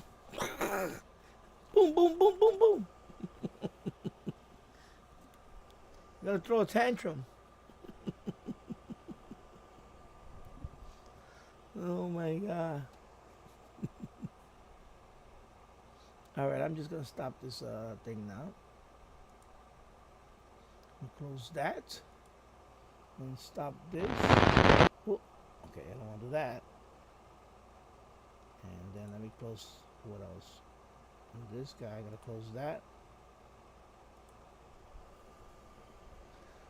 Alright. Let me lower this volume. on I had one medium wave with the disco. Grade for the month, the S&P 500 set to close down close to 3.9% for the month. The NASDAQ composite down more than 4% for the month. Let's get into it with Amy Bush, Chief Investment Officer at Tandem Wealth. Amy joins us this afternoon. Let me plug in the MLA-30 power. I'm well, Sam. Thanks for having me. Let me switch over to the it's really great to have you with us. MLA-30. Make sense of what's going on here. I know that you pointed out in notes to our producers that it has been an unusual year, to say the least. We've got U.S. stocks lower. We've also got U.S. bonds lower, not necessarily supposed to go down at the same time. Yeah, so that's the MLA-30 now. Yeah, so I started messing with the record feature because I haven't done that for a while, and I want to, I'm doing medium wave DXing, but I don't want to be up all doing that. So I know you posted the other day. Why don't you do it? Yeah. So I started saying, you know what? You're right. I'm start recording. Why am I? So those last posts that you saw, like the videos that I posted yesterday, those are all recordings. So that's what I've been doing now. I'm recording. So I just gotta do the whole scheduling thing. So what I do is I record it from like 2 minutes before the hour up to like 2 minutes after the hour. So I can get the station ID. So I use this guy to record. Before they had a dedicated thing, they updated this. So now it's this one, the scheduler. Let me minimize that. Yeah, so if you brace the hour, you should be able to harvest. Yeah. So that's what I did. I took your advice. I said, you know what? Because I used to do that before. And I used to schedule it. But then that was a couple of years ago. I stopped doing that for whatever reason. But back then, the recorder wasn't that good. It was kind of buggy.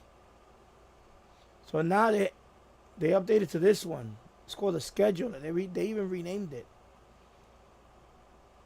So I could schedule everything right here. Yeah. So I'm trying to do the FM. But the problem with the FM is that FM is too wide. So I only can get a little piece of FM because I'm trying to see if I can get it. Because I tried it today, the FM, to see if I get a FM DX or something. But I got one. But FM is like with AM, medium wave, you get the whole band with this setup. But with FM, you only get like let me see how many. I think it was only like 5 megahertz. I think I was at 88.5 all the way to 91 or 90. That was it for FM. Because FM is much bigger, so you're not gonna be able to do You're not gonna be able to do like not even a quarter of the FM dial band. Excuse me. Because I was seeing if I could do FM. Because it's another channel, and I'm gonna give him a shout out. You probably know who he is. It's DX Central. And he was talking about that, about how he gets the DX, like the medium wave DX, which I knew about the recording thing. But back then, that was the other thing. Like I said, back then, this program didn't have a good record feature. And I tried it back then. I was having issues with it. Now it works. Now this thing works good now. So that's how I got all those IDs with this, the recording. So this is how you do. You record. You just record. If I want to record now, I just record, and it records the whole band. And it'll tell you right here how much space you. Yeah. So right now, if I wanted to record, just press record. It records the whole band, and then I can go back and play it and tune the band like it's live, and I can mess with the settings. That's how I did. I tuned the whole band, and I found. And it works good. Now this works really good. So finally they got this fixed up, because before it wasn't like this. It was a lot smaller, and every time I scheduled it, sometimes it didn't start. It just it was buggy. I found it to be buggy at the time, but now it's working fine. Now the recorder works nice. So now I'm trying that on FM. So now I can do that. Oh, I muted. Sorry. A little bit of it's a little bit of an experiment that All right, let me stop it. So when you let me. Well, I'm gonna leave it open. So when you want to play back a recording, you go here, and you select the input, and you go to WAV file.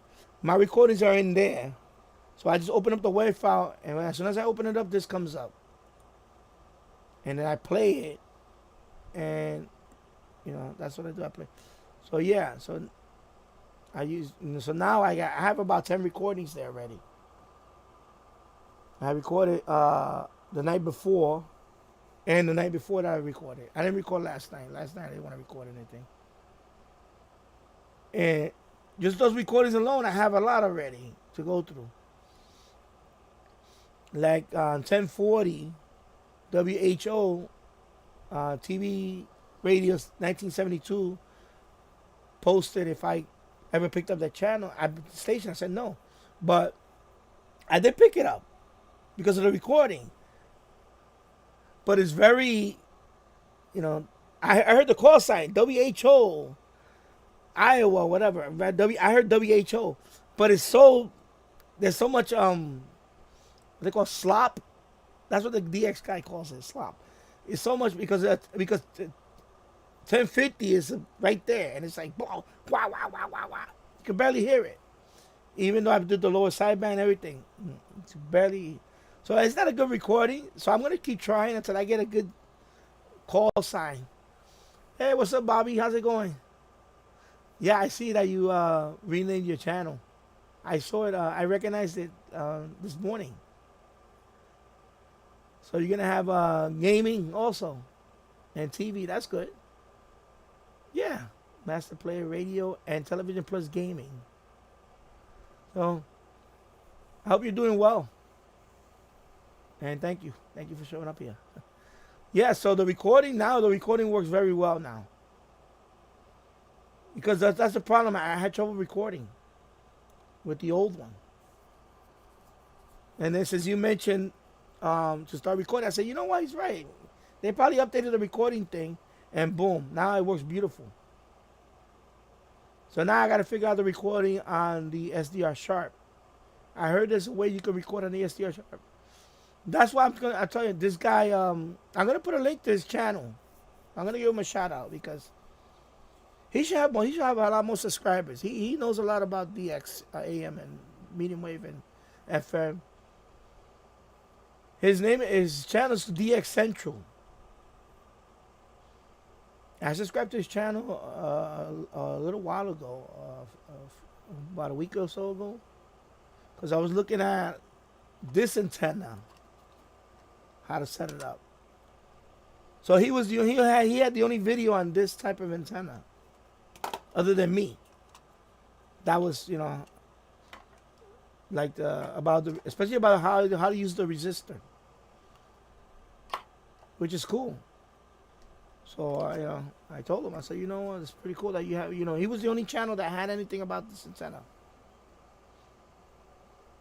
So, he should have a lot more subscribers. He has about 800 and something subscribers right now.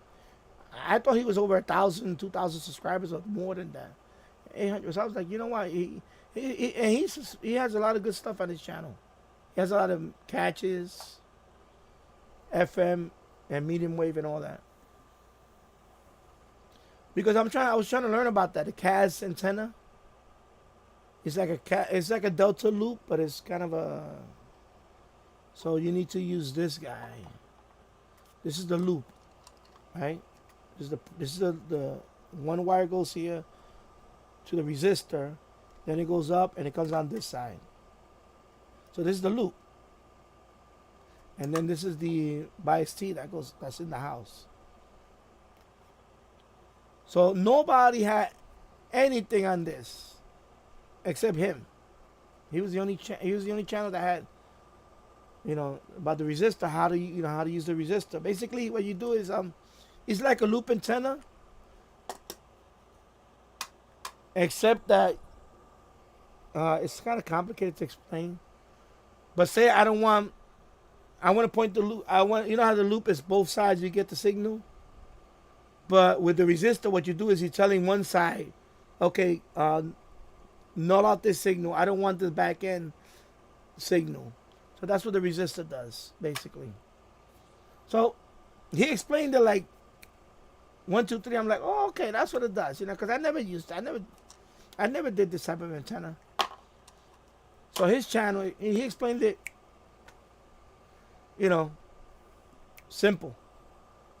So that's what I'm gonna build. I'm gonna build this outside, and that way, if I want to DX, like I want to point the loop going south, but I don't want to get north behind me. I just want south. So the resistor is gonna minimize that. That's what it's supposed to do. And then vice versa. If I want the same loop, if I want to receive north but not south, I got to put the resistor on the other side, or flip flop the resistor. And he's the one that explains it like in plain English.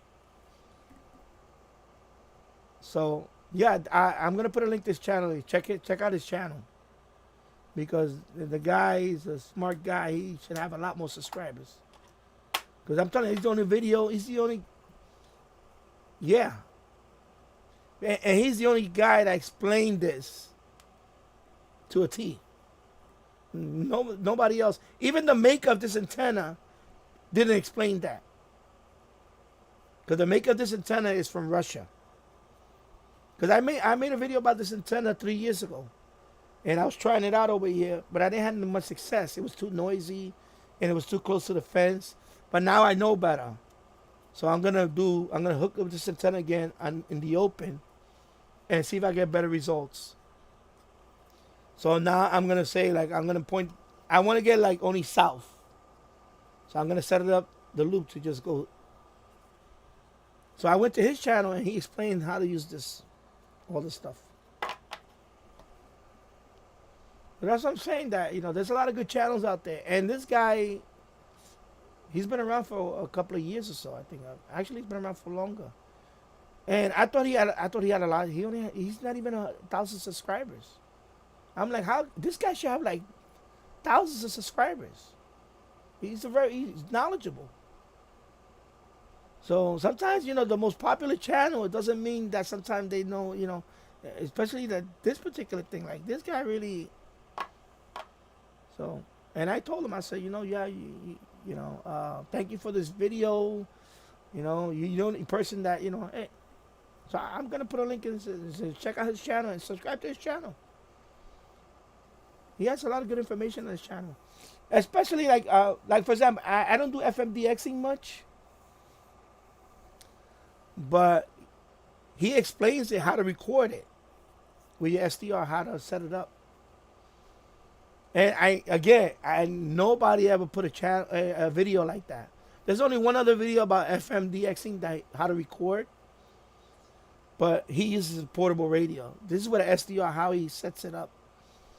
And I was like, you know what? I'm going to start doing that too. I want to start recording FM. But he was explaining the different SDR software, that one doesn't record as wide as the other one. So that's what I would do. That's what I was doing today with this one. I was trying to record the FM band, but the FM band is so wide that you have to do a little piece only, like maybe a couple of stations. That's it, at the most. You can record on FM. See, with AM, I can do the whole band and get the top of the hour and say, okay, and I can go to each one and check if I got a station ID. And then I just use the recorder, and it makes things more easier, simpler,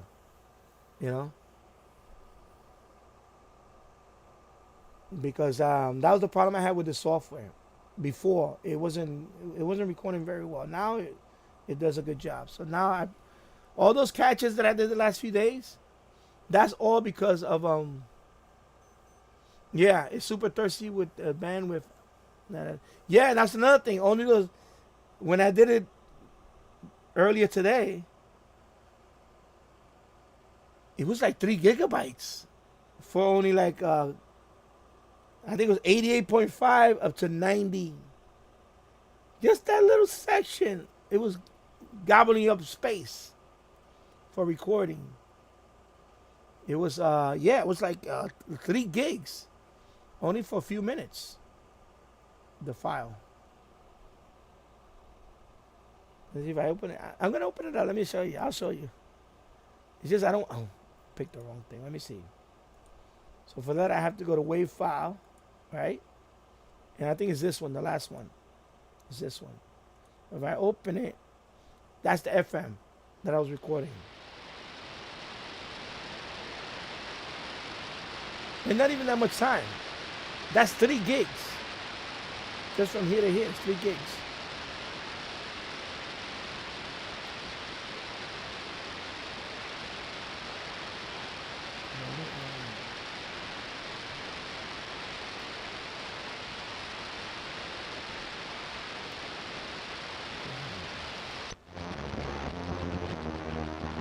Okay, I don't want to get no copyright. Yeah.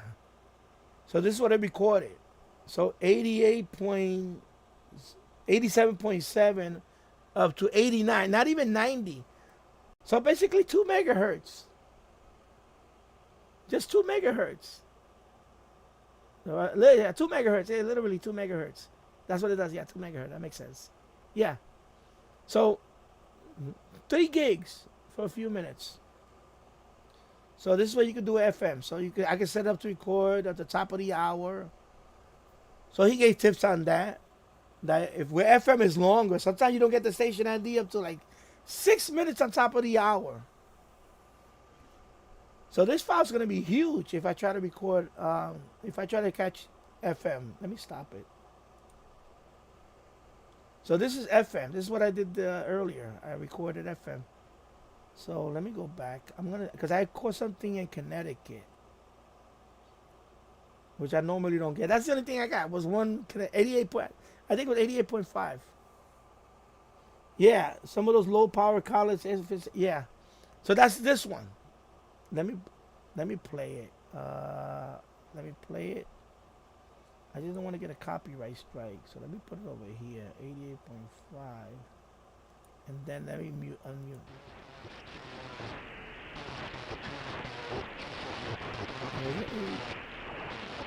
Was it?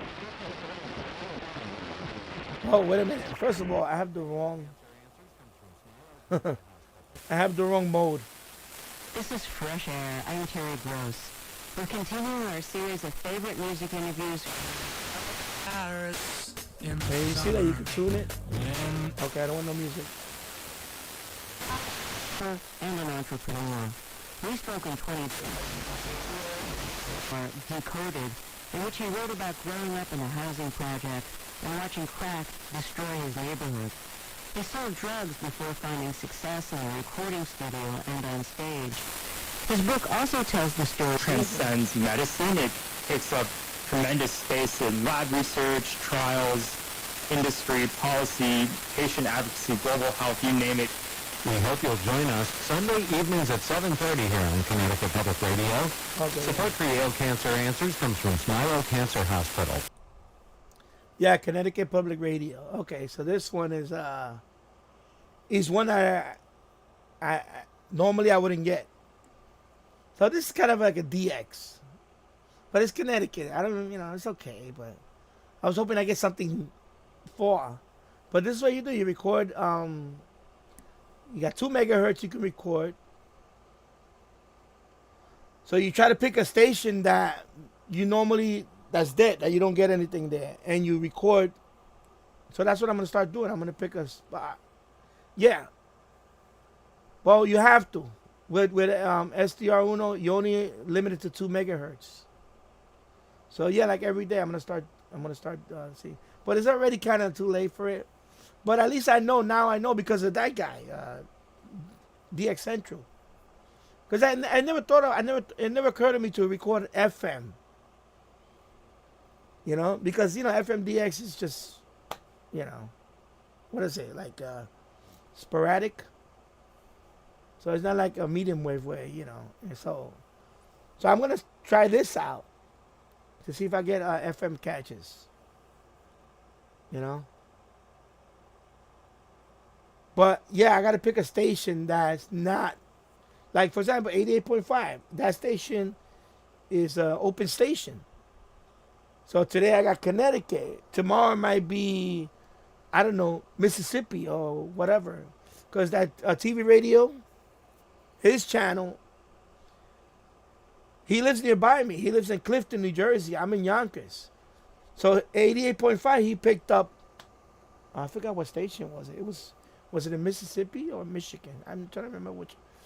He picked up this station, of course, the Connecticut one.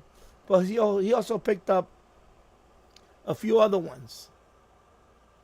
Yeah, I need to do something like that. Like maybe a log. Especially for FM, because FM, is.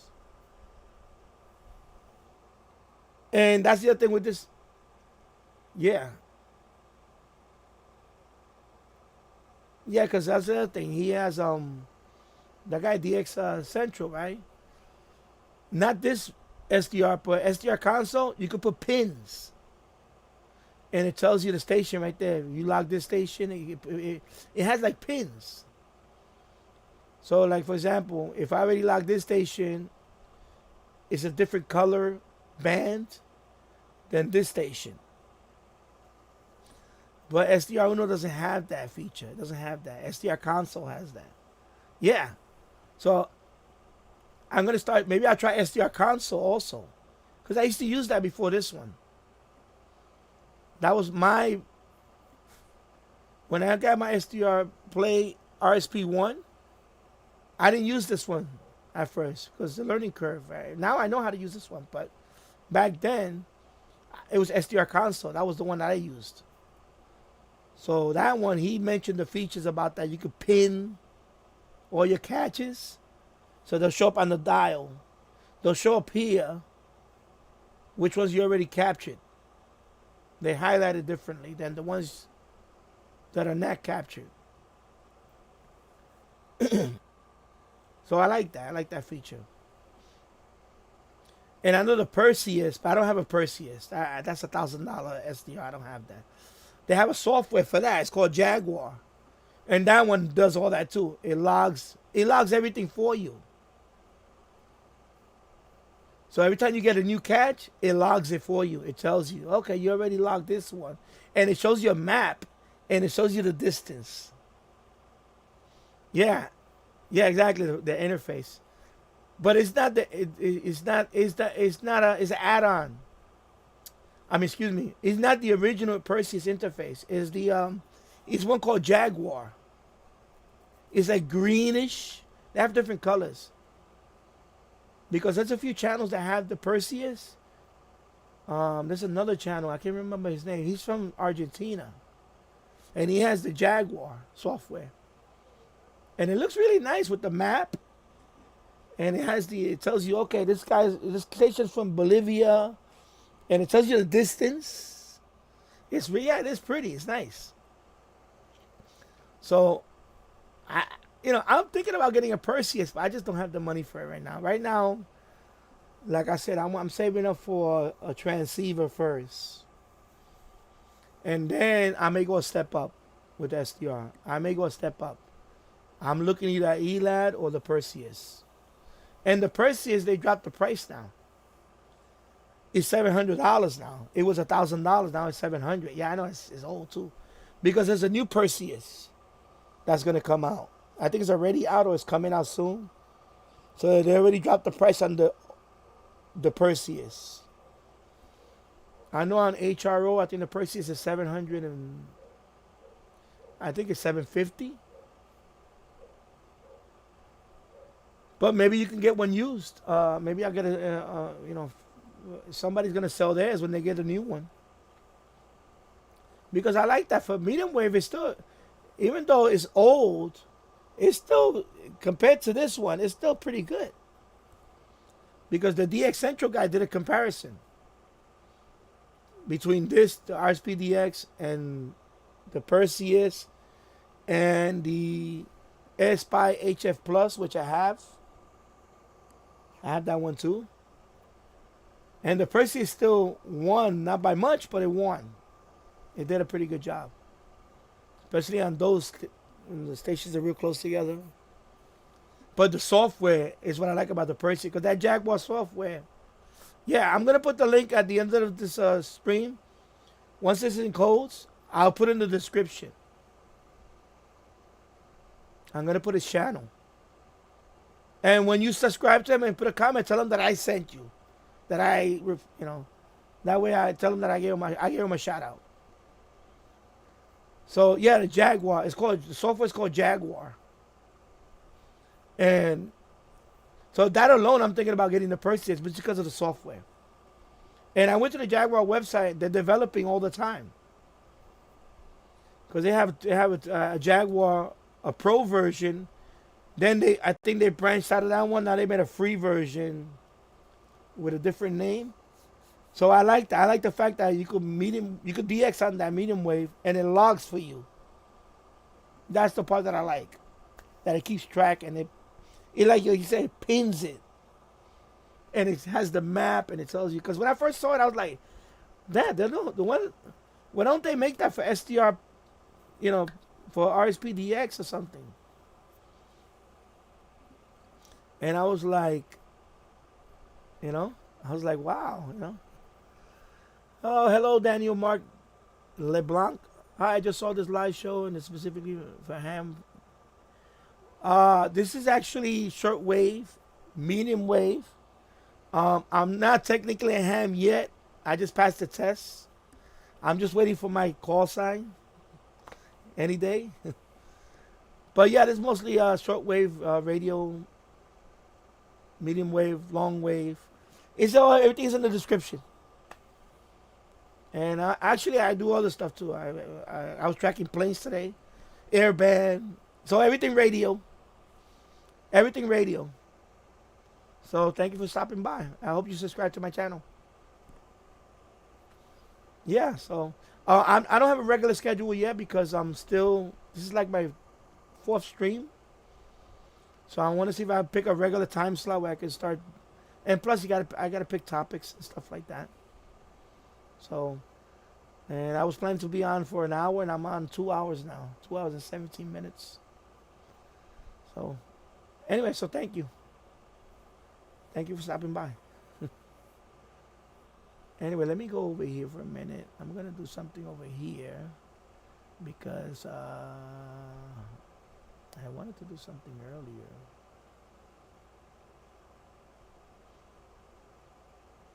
Let's see.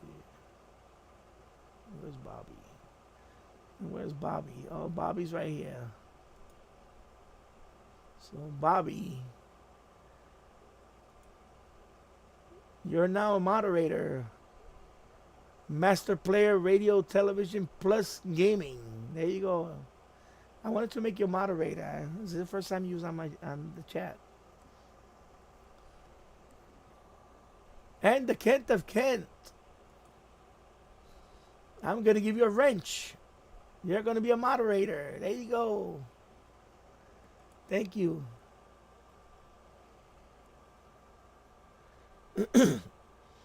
Daniel Mark LeBlanc. Sounds great. That is exactly what I've been doing since the 70s. I'm in the Shedank River, New Brunswick, Canada. I certainly will subscribe. Well, thank you.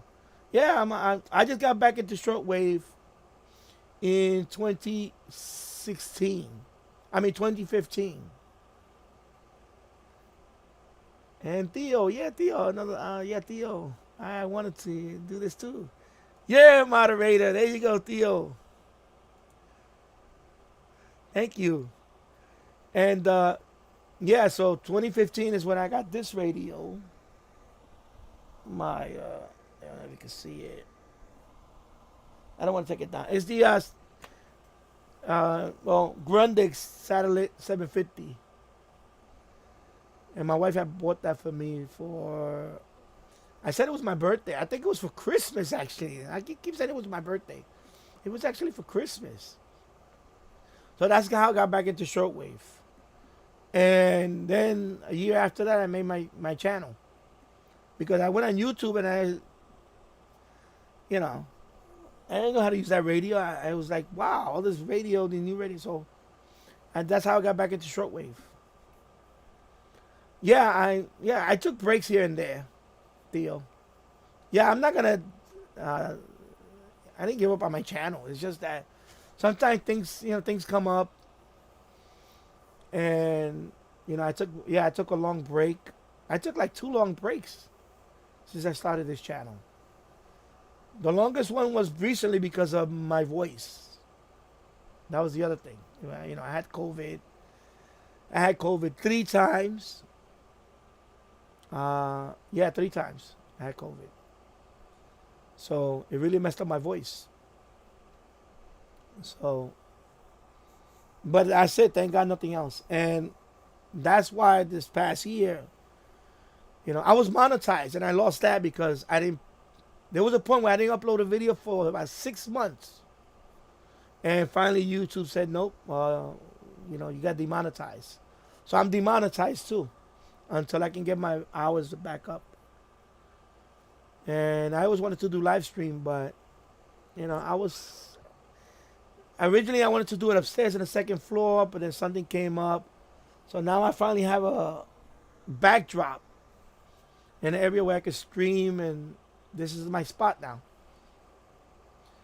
So I'm gonna be doing this regularly, at least once or twice a week. I would like to stream, but at least once a week for sure. So, and I also have my other channel. I have my retro gaming channel, which I started updating that too, and I started streaming on that channel because I'm playing games there, streaming.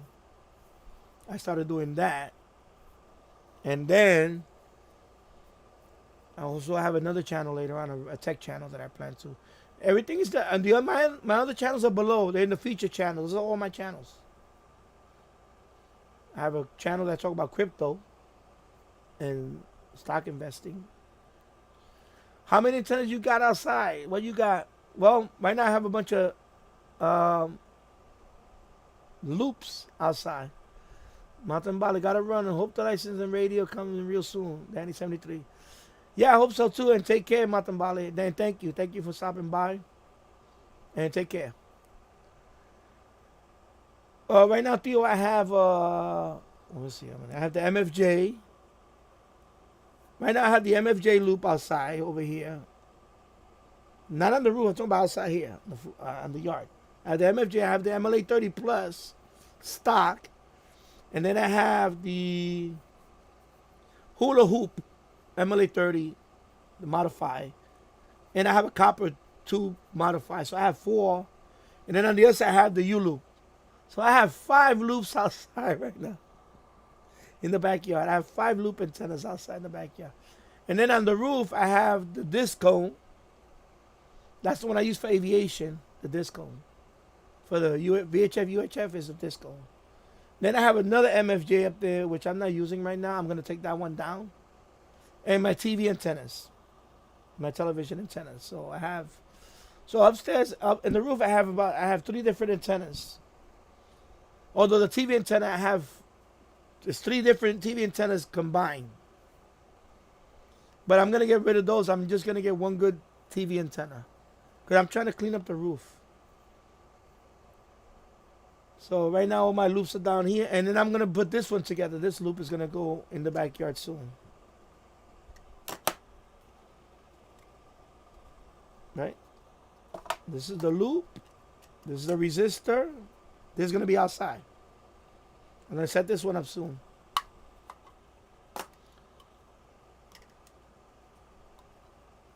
$40-meter dipole for ham. And that's another thing. Once I get my call sign, I'm going to throw up a wire. Either it'll be a inverted L, or What, this loop, Kent? I don't know yet because this is gonna be this one's gonna be pretty big. This one, because I need to run the wire. It's gonna be at least 40 feet wide, maybe 12 feet high. Yeah, the Russian one, this one. Because I think you have to do 4-to-1 to make a CAS. A CAS loop is 4-to-1. So if it's 48 feet down here, if it's 48 feet here, then it has to be 12 feet high. Because it's not a triangle. It's like a squish triangle. All right, it's a squish triangle. So if it's 48 feet wide at the bottom, then 12 feet high. So it's 12 feet by 48. Yeah, it's still pretty big. I mean, I have the space for that. 48, I have a space for that. So I have a spot for it. I'm probably gonna use the pine tree. I'm gonna throw the wire on the pine tree because the pine tree is about, yeah. So the pine tree is about 18 feet tall now.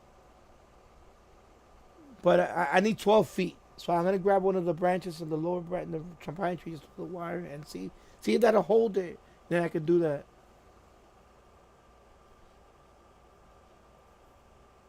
It looks like a pyramid, but it's kind of like it's a triangle, but it's squish, squish, squish. Because a regular triangle is a delta loop, but it's not a delta loop. This is it's gonna be like. And this is for medium wave. You can listen to shortwave on it also, but it's really for medium wave because of the the resistor. The resistor is gonna null out the back end of that signal, so I'll be able to. So I could probably null out like a strong signal from New York City, and get the signal that I want. Because I have a lot of strong stations here too. So I want to try this, see if I can pick up something different. Of course, this would be better if you had a more wide open space. But I'm gonna do what I can. I'm gonna do what I can here and see how it holds up. You know. And then maybe after this, I'll make my own and see how that works. Because this is a resistor. This is just a 1 ohm resistor in a box. This you could make. And then the preamp, they sell the kit for this. It's a bias T. You know, you could even use the MLA-30 and maybe maybe use the MLA-30, for example. I'll give you an example. Maybe get an idea. Maybe use the MLA-30. Oh, this is not. No, not this. This is the bias T. I'm sorry, they're out there. Maybe the MLA-30. And make your own little CAS, the MLA-30. I don't know. So I'm thinking about too. Something to think about. But definitely, why am I showing this one? This is just the bias T. This one, this is the loop. See, one end, and then the B and C. So this is the loop. So either it's this way or this way. You go this way or this way, or flip it. You can flip it too.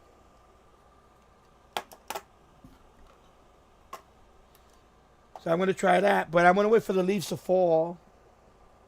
So in about by the end of September, when all the leaves are falling, and I can just throw wires up there, and there's no more leaves up there, then I can do all that. Because by then I want to do the other antenna for my radio, but I won't be able to do that until the leaves fall.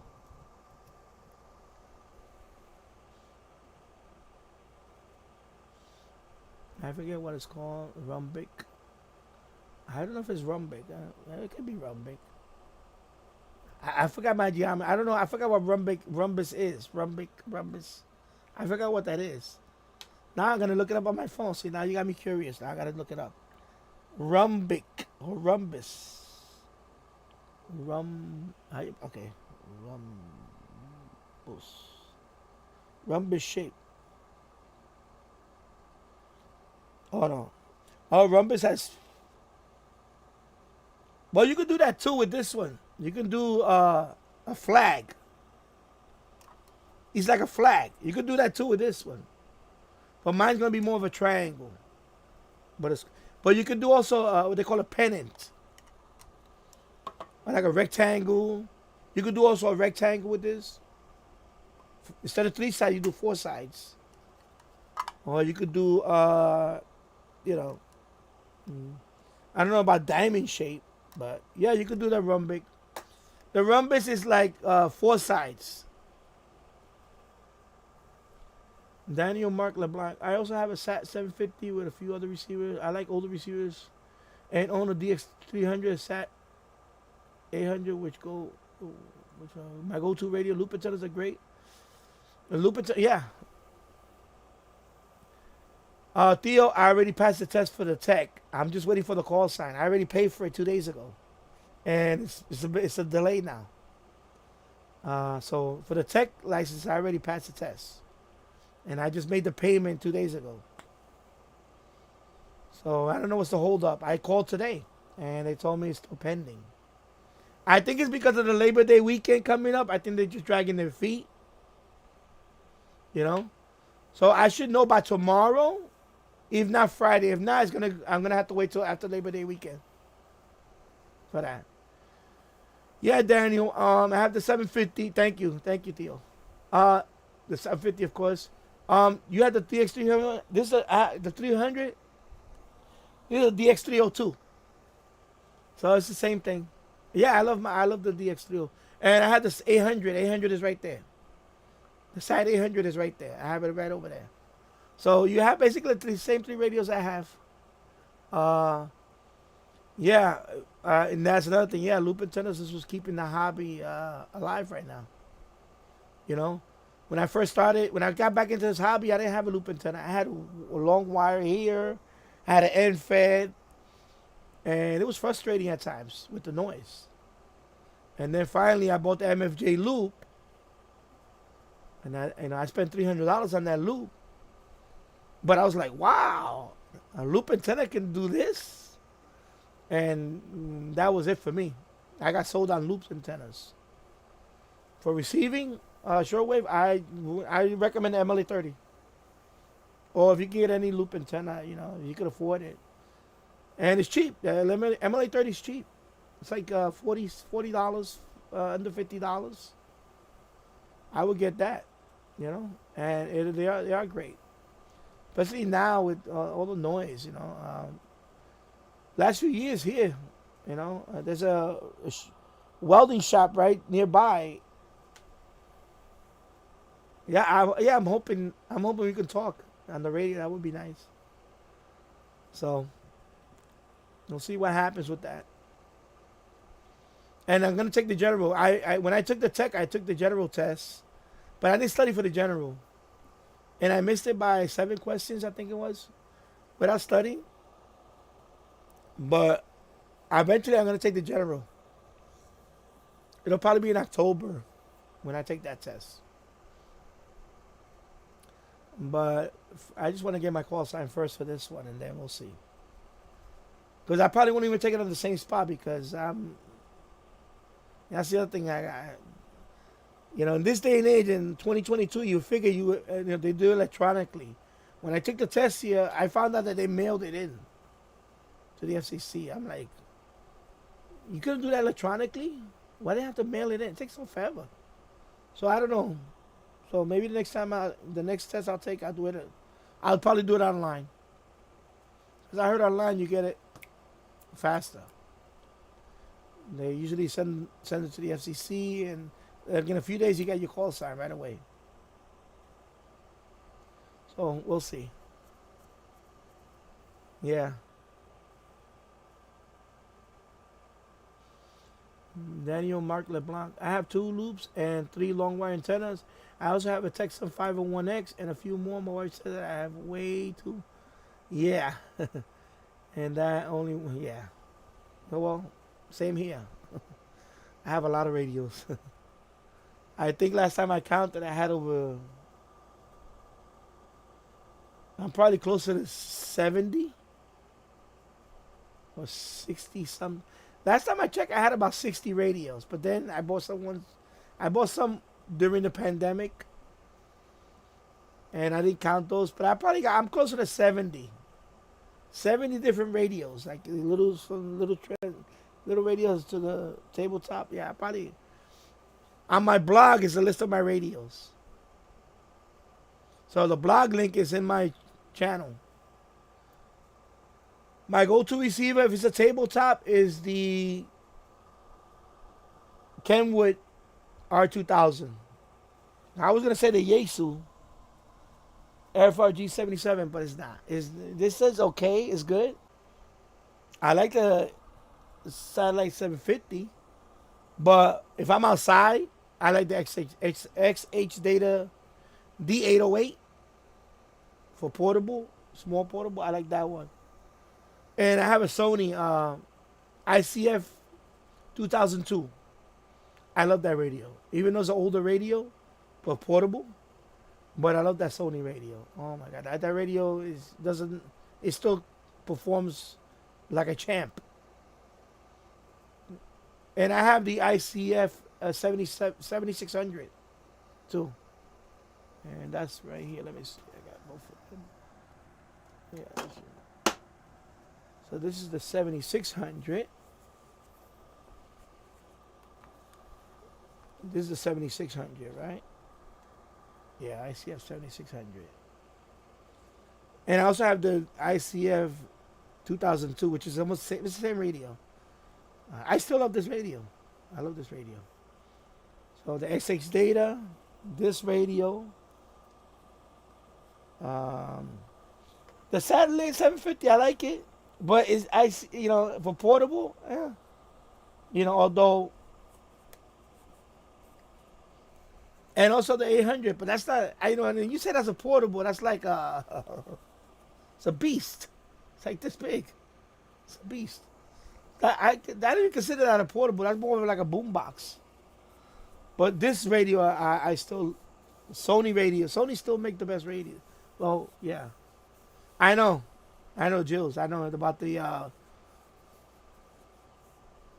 It has the bandwidth is too wide.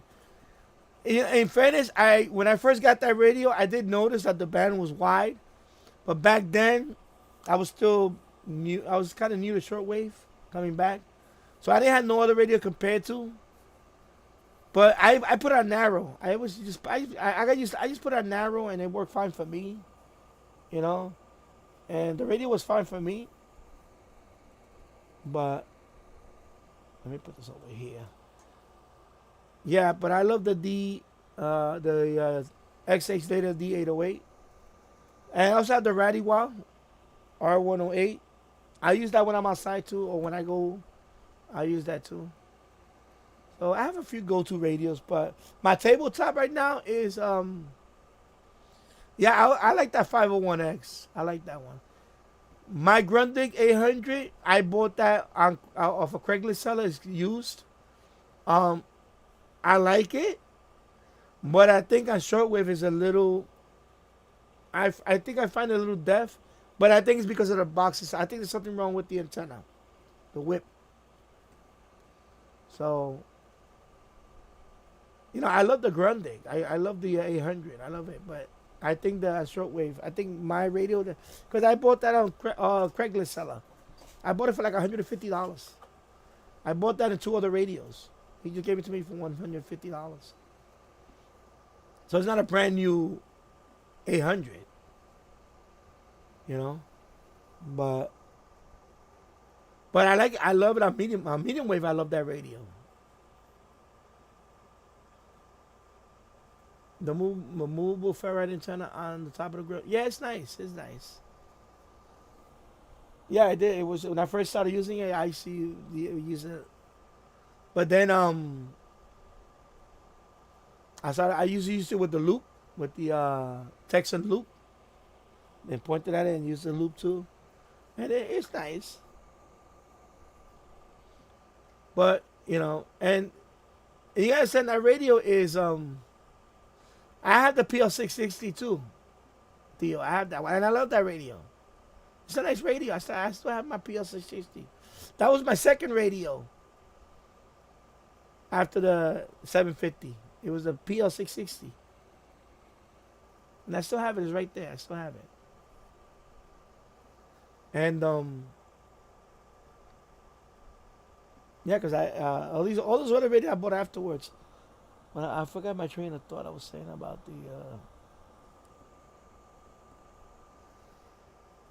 anyway, it'll come back to me. The PL600 is a fine radio. Yes, it is. It is. Is it that? Is it still? It's all I got, but it works for me. Yeah.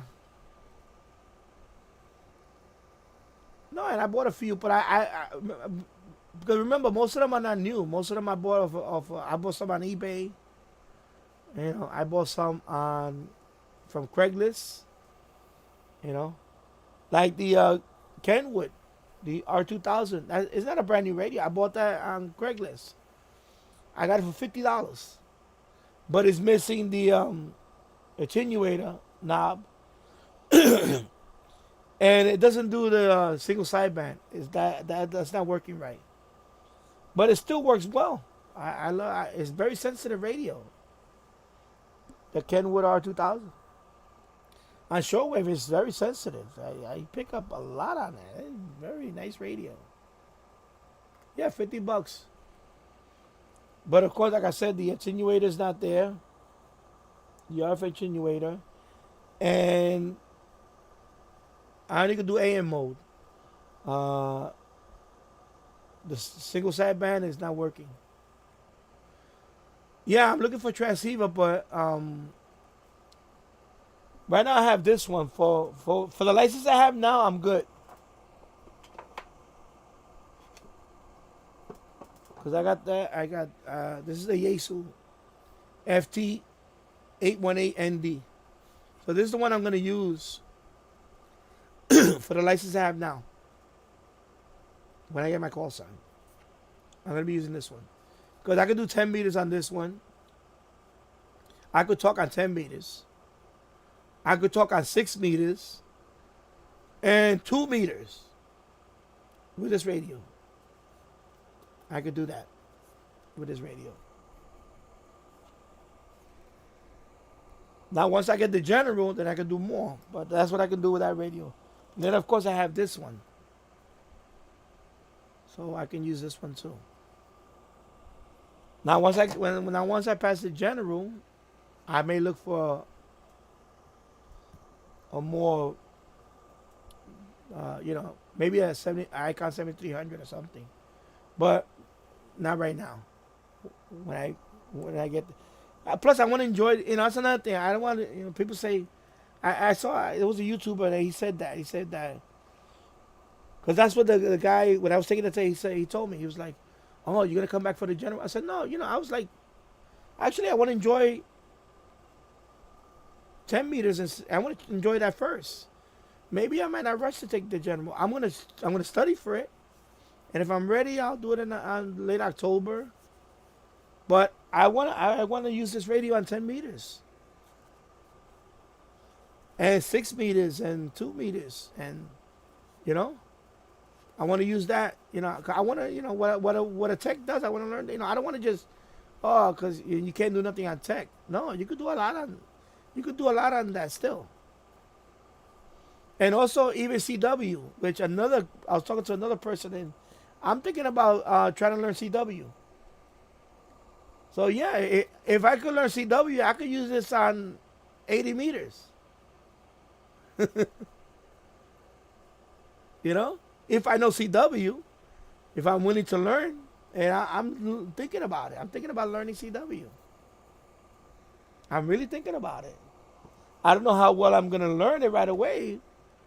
It's going to be an adventure. It's going to be fun to figure, to learn. But I'm thinking about CW. I'm really thinking about it. I always find that to be, exactly. Those low portable CW rigs are cool. Mountaintop, yeah. Great stuff, Danny. I hope to join your live so soon. It's 5:45 p.m. here in New Brunswick, Canada. My wife is calling me 73, and be well to you. Take care, Daniel. And thank you for stopping by. And yeah, enjoy your supper and take care. Yeah, so that's why another reason why I like this radio, because the two hands on the radio. You know, because QRP, low power.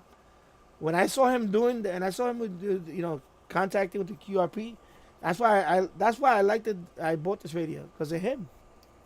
He inspired me. He inspired me to do that. So that's what I want to do. I want to do low power. I want to be outside. I could be in my backyard right here. Throw the wire up on the tree. I'm gonna sit out there.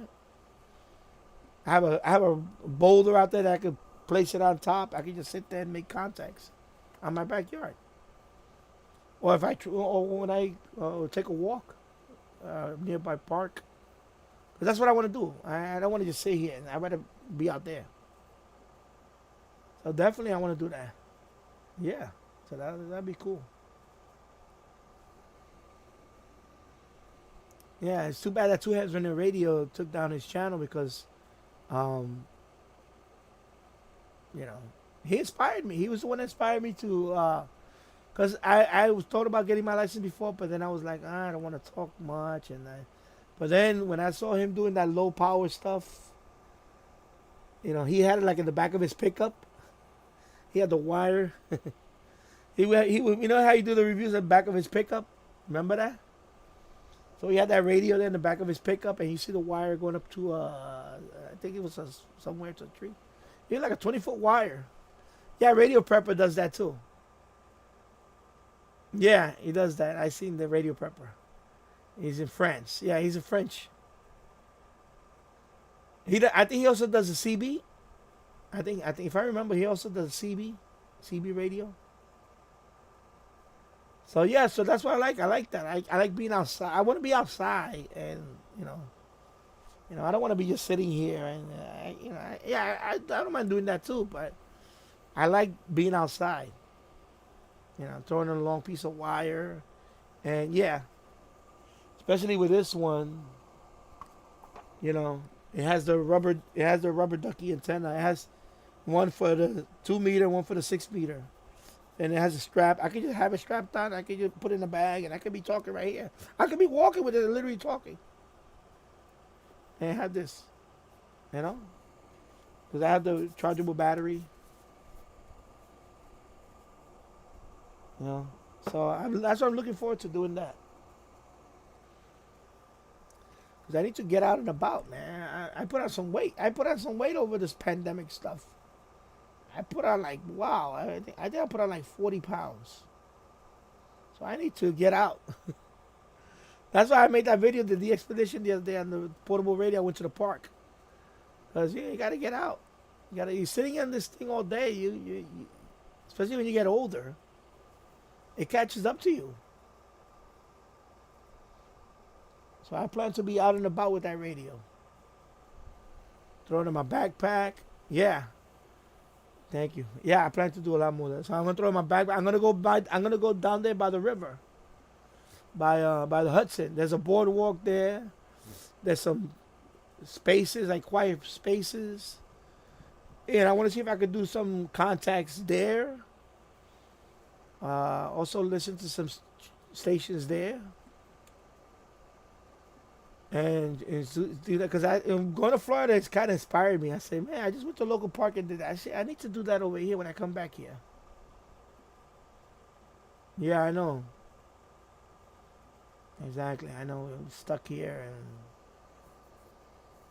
so I plan to do that. Especially my son is going back to school next week, so I plan to do it in the morning.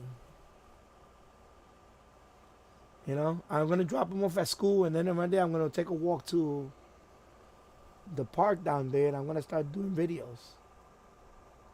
At least until the weather gets cold, then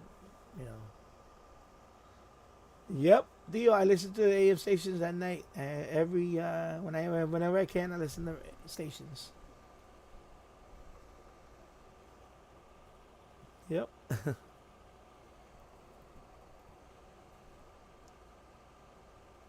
So anyway, I'm hoping I'll get my call sign sometime tomorrow. Well, let me see what time it is now. It's gonna be 5. What time is it now? 4:50. So I'm gonna check it when I log off of here. I'm gonna check it, but hopefully I get it by tomorrow. If not Friday, if not, I'm gonna have to wait over the weekend because Labor Day weekend. It's a 3-day weekend here, so I think that's what happened. I think they're just dragging their feet because it's this is the last weekend. This is the last week of summer for some people, vacation. So.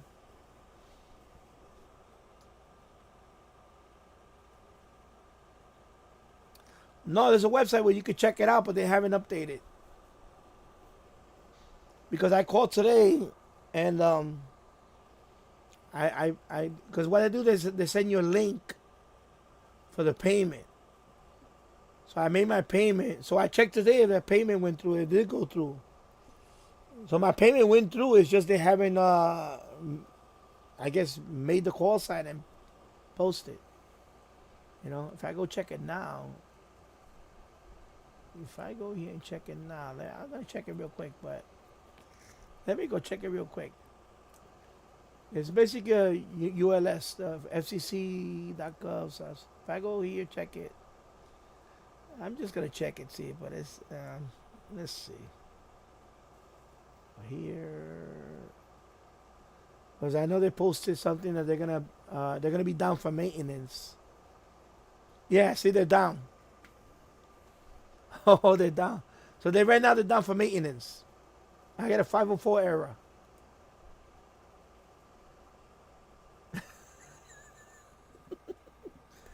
Call Biden and tell them you want a refund. So yeah. This is my Sony ICF 2010. It has a large ferrite in the yeah. Yeah, it's a nice radio, 2010.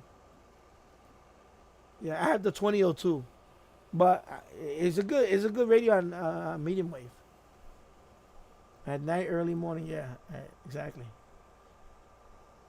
No, I think I'll have it by either tomorrow or Friday. I should know, cause I'll make the announcement when I have it. I'll let people, cause I'm gonna make a QRZ account and so on, because there's a giveaway for that too. So. I want my free radio. I was talking to Matan Valerio about the radio, getting a free radio. So let me see. I just want my call sign already, and that way I can get on with this. But yeah, I'll get it because I already made the payment. So right now the website is down for maintenance. So. Because I saw the posting earlier that they were going to be down from now till tomorrow. I guess they're doing maintenance. So as soon as they're back up, I should get my call sign. Maybe that's what they're doing after the maintenance, they'll update it, whatever. If not, I'll get it Friday. It's okay. At this point, it's already Wednesday, so I was hoping I get it on Monday, but. At this point, it's okay. Anyway, I'm going to enjoy the weekend because this is a Labor Day weekend. And then once my son goes back to school on Tuesday, hopefully I'll be on the air with the radio.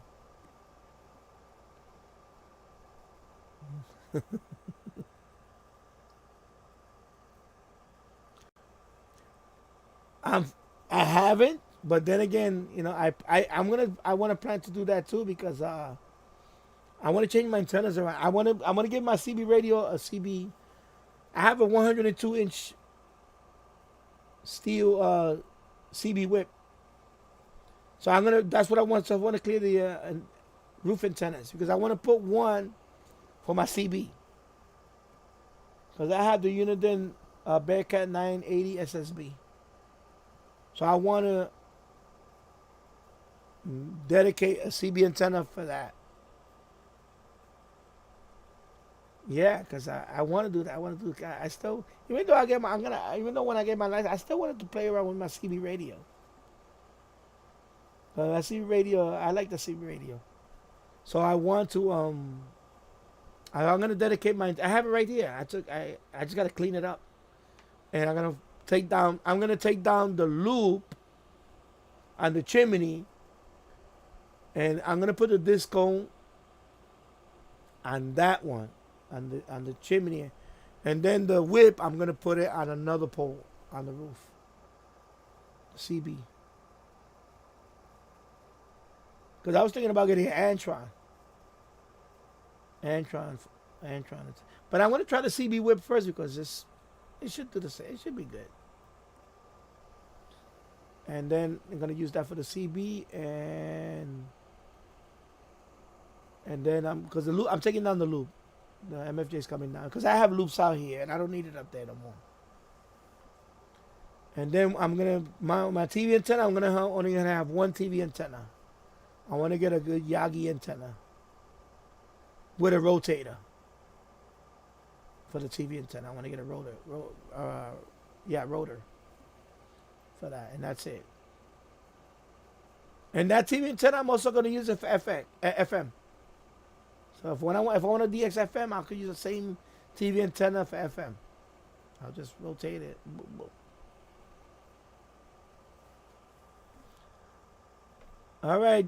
Yeah, I'm going off in a few minutes. Yeah, Bobby, I'll see you there. I'm gonna be there tonight.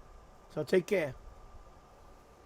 Yeah, I'm 2 hours and 56 minutes, so I'm gonna log off right now. It's gonna be almost 3 hours, and yeah, I'm gonna log off. I'm gonna call it because I'm gonna eat. I want to eat some dinner too, a supper. So thank you everybody for being here. I'll be back soon. I'm gonna be on Joe's chat tonight. I should be there. And I just want to say everybody thank you for watching. And yeah, Theo, take care, mi amigo. And take care everybody. I'll see you soon. Bye bye. Bye bye. Take care.